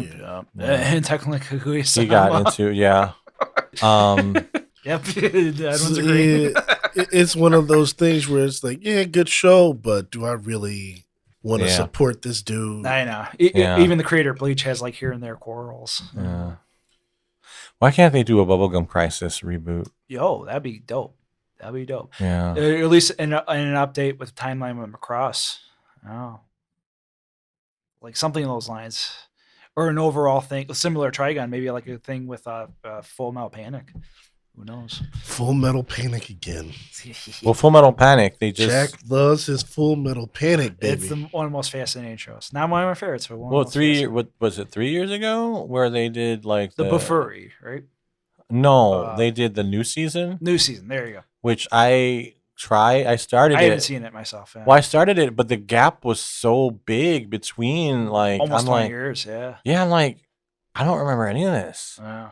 I'm like, I vaguely remember like the torture. So they did it anyway. Dang it. Yeah. I missed it. Oh. They did it. And I was like, all right, I'm so excited, and I'm like, wow. And my thing is, unfortunately, like I'll watch the first season, but I don't know if I can do the second raid Yeah. because of that villain. Yeah, you mentioned. Oh, man, he was such a Perf. oh god.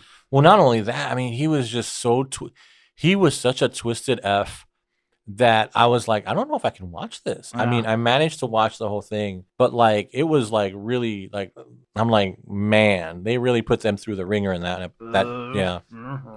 Yeah. I think that's why Bufuri happened, because they were like, whoa.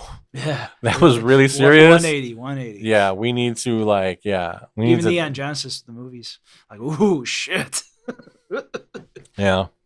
That was our semi preview of summer. And Yep. you anime fans, you know what you want to watch. This is a matter of us mentioning, because we haven't mentioned 10 or 12 other titles, and who knows what There's always a lot of titles. There's always going to be some that sneak up on us. Oh, yeah. I got to do my deep dive into what isekai are coming out for next season. The Cat is the Press is like the only other slice life I've noticed. That's about it. Okay. Yeah. I gotta see. I mean, there's a few that made my list that I'm interested in, but I'm sure there's like 20 different ones that I will find for you guys. I will watch for you guys, and I will review for you guys, so that you'll get an idea of what's going on. Alrighty. I have a Wallet Slayer. Oh, what's the wallet? What's your Wallet Slayer? Wallet Slayer is the Spider-Man 2 Collector's Edition. Oh, nice. $229.99. Good eBay? Lord, why? eBay? Where did you find it? Oh, Wait, is this Spider-Man 2 that's going to be coming out? the game. Okay. Yeah. It's a special edition. It includes the digital deluxe edition, a steelbook case, a high quality 19-inch statue of Spider-Man battling Venom. Miles version, nice. I don't know if it's Miles or if it's Peter Parker, Okay. because I think you play as both in the game. Yes. So you could order that from PlayStation Direct starting June 16th. I mean, if you think about it, that's not and you did too the pre-order. bad. The pre-order. You got it down. I mean, and that's in addition to all the extra. Yeah, stuff. if you think Dang. about it, that's not that bad of a price. especially if you're getting the exclusive, man. Well, you're worth getting the it. game, Yeah. and the deluxe edition of the game is always about $90. Yeah. Yeah. So that With means DLC like and stuff. Yeah. you're paying like another $100 for the statue, which Worth it. Worth yeah. it. Yeah.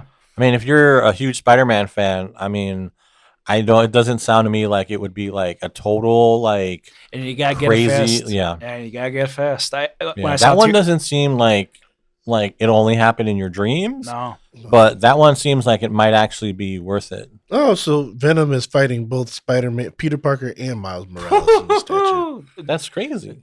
2 for How 1. big is that statue? 19 inches. Jesus. I think Edwin's about to make that pre-order. I'm tempted. That is a thing of beauty. I love Venom. that is I love nice. Venom. I do love Venom. And then you get to unlock a couple suits with the pre-order bonuses, the web grabber gadget, 3 extra skill points. Especially early on. Especially early on, those skill points matter, man. Uh, That's such a fun game too. well, I'm trying to think of like other game releases in general. That's the only one I could think of. I don't care. That's one I'll actually buy. Yeah. Final Fantasy, I 16. know, is coming Yeah. up. And Yeah. then that one and the Spider-Man game are the only ones that I actually, We'll buy. Yeah.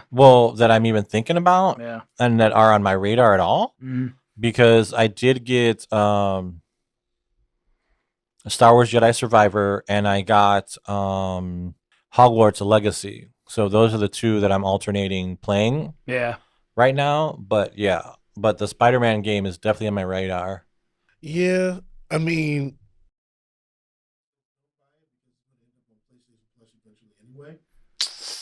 Because of Sony, yeah.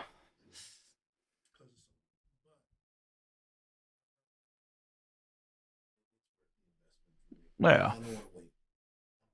No, and like I said, it'll only be like how many people are getting that. Like get it because I just saw it recently with Tears of the Kingdom. Like get it if it's there, get it. I might get into that too. I haven't played it yet. Oh, Tears of the Kingdom. I'm waiting for my guidebook. They delayed it for next month. I pre-ordered it a month ago or 2 months ago. I'm like, God damn, guys. Oh, wow. Yeah, that demand. So Have you seen the things they're making in this game? yes. They're making cars. They're making jetpacks and Mecha. shit. Mecha. They're making Really? planes. Yeah. In They're- Zelda? Yeah. They're making planes. They're making mecha. They're making devices It's that literally Minecraft Zelda. essentially, like, with your shield, you can stick things to it and power them. And they're doing all kinds of stuff. The dude's flying all over the place. He's got boats. He's got submarines. He's got mecha. It's insane. It's like all the Skyrim mods you could dream of, but like you can actually build them. Yeah. I might have to. I might Like have to buy it. It's fun. Yeah. Yeah, and even without the guide, especially if you played Breath of the Wild, it's easy to pick up on. I haven't played Breath of the Wild. Yeah. I haven't played a Zelda game in maybe probably since the 64. Wow. Or Qraion time. I did Wow. play I attempted to play Breath of the Wild. I am not used to Zelda games. Yeah, Well, me it's neither. a At different all. Zelda game entirely. Well, that's what Yeah. Martin said. He Yeah. said it was his least favorite Zelda game. Surprisingly. Um I don't commend you for that. Right? yeah, I was like I'm not really sure what I'm supposed to be doing. And it was really hard and I don't know if that was just the game itself, but it was really hard for me to figure out. It's like, okay, what am I supposed to be doing? And how do I do this? Because there was a lot of things that I didn't feel were really clear. Mm. And that game is hard. It will start off hard. That game is hard. You're a good stretch without any equipment. They do it cleverly where it's spread out. You have to explore. You have to go out of your range and comfort zone. You have to get powerful by any means necessary. Yeah. And then it's a lot of patience. And you don't start off with all the hearts. You don't start off with the armor. You have to get going. Yeah. Well, I mean, most RPG games are like that. Breath of but- the Wild is a very Well, unique I take. felt like, Yeah. well, usually they put you in a place where like the villains, the enemies are at the same level. Yeah. And so you can beat them so you can gain the experience. Not with Breath of the Wild. Not with Breath of the Wild. I'm like, these guys are hard. You have to know There's your no- place. You have to be ready. Well, yeah, you have to use your shield. Mhm. You have to use your sword. And things break and things break. Yeah. And I'm like, compared to other Zelda games. Yeah, well, compared to other games in general, it's It's like, Destiny all over again. that as well. well, yeah, shit was Lost Soul or Dark Souls. shit was falling apart. I'm like, he's dying. I'm like, I don't know how to keep this guy alive. I'm like, what am I doing? Am I doing something wrong? And with that, we wrap up another 950 Club special. Please like, subscribe, download, and share. And please comment. And we do welcome any type of comment whatsoever, especially with anime and especially with pop culture. So we thank you, dear listener, for chiming in to this great special. And goodbye.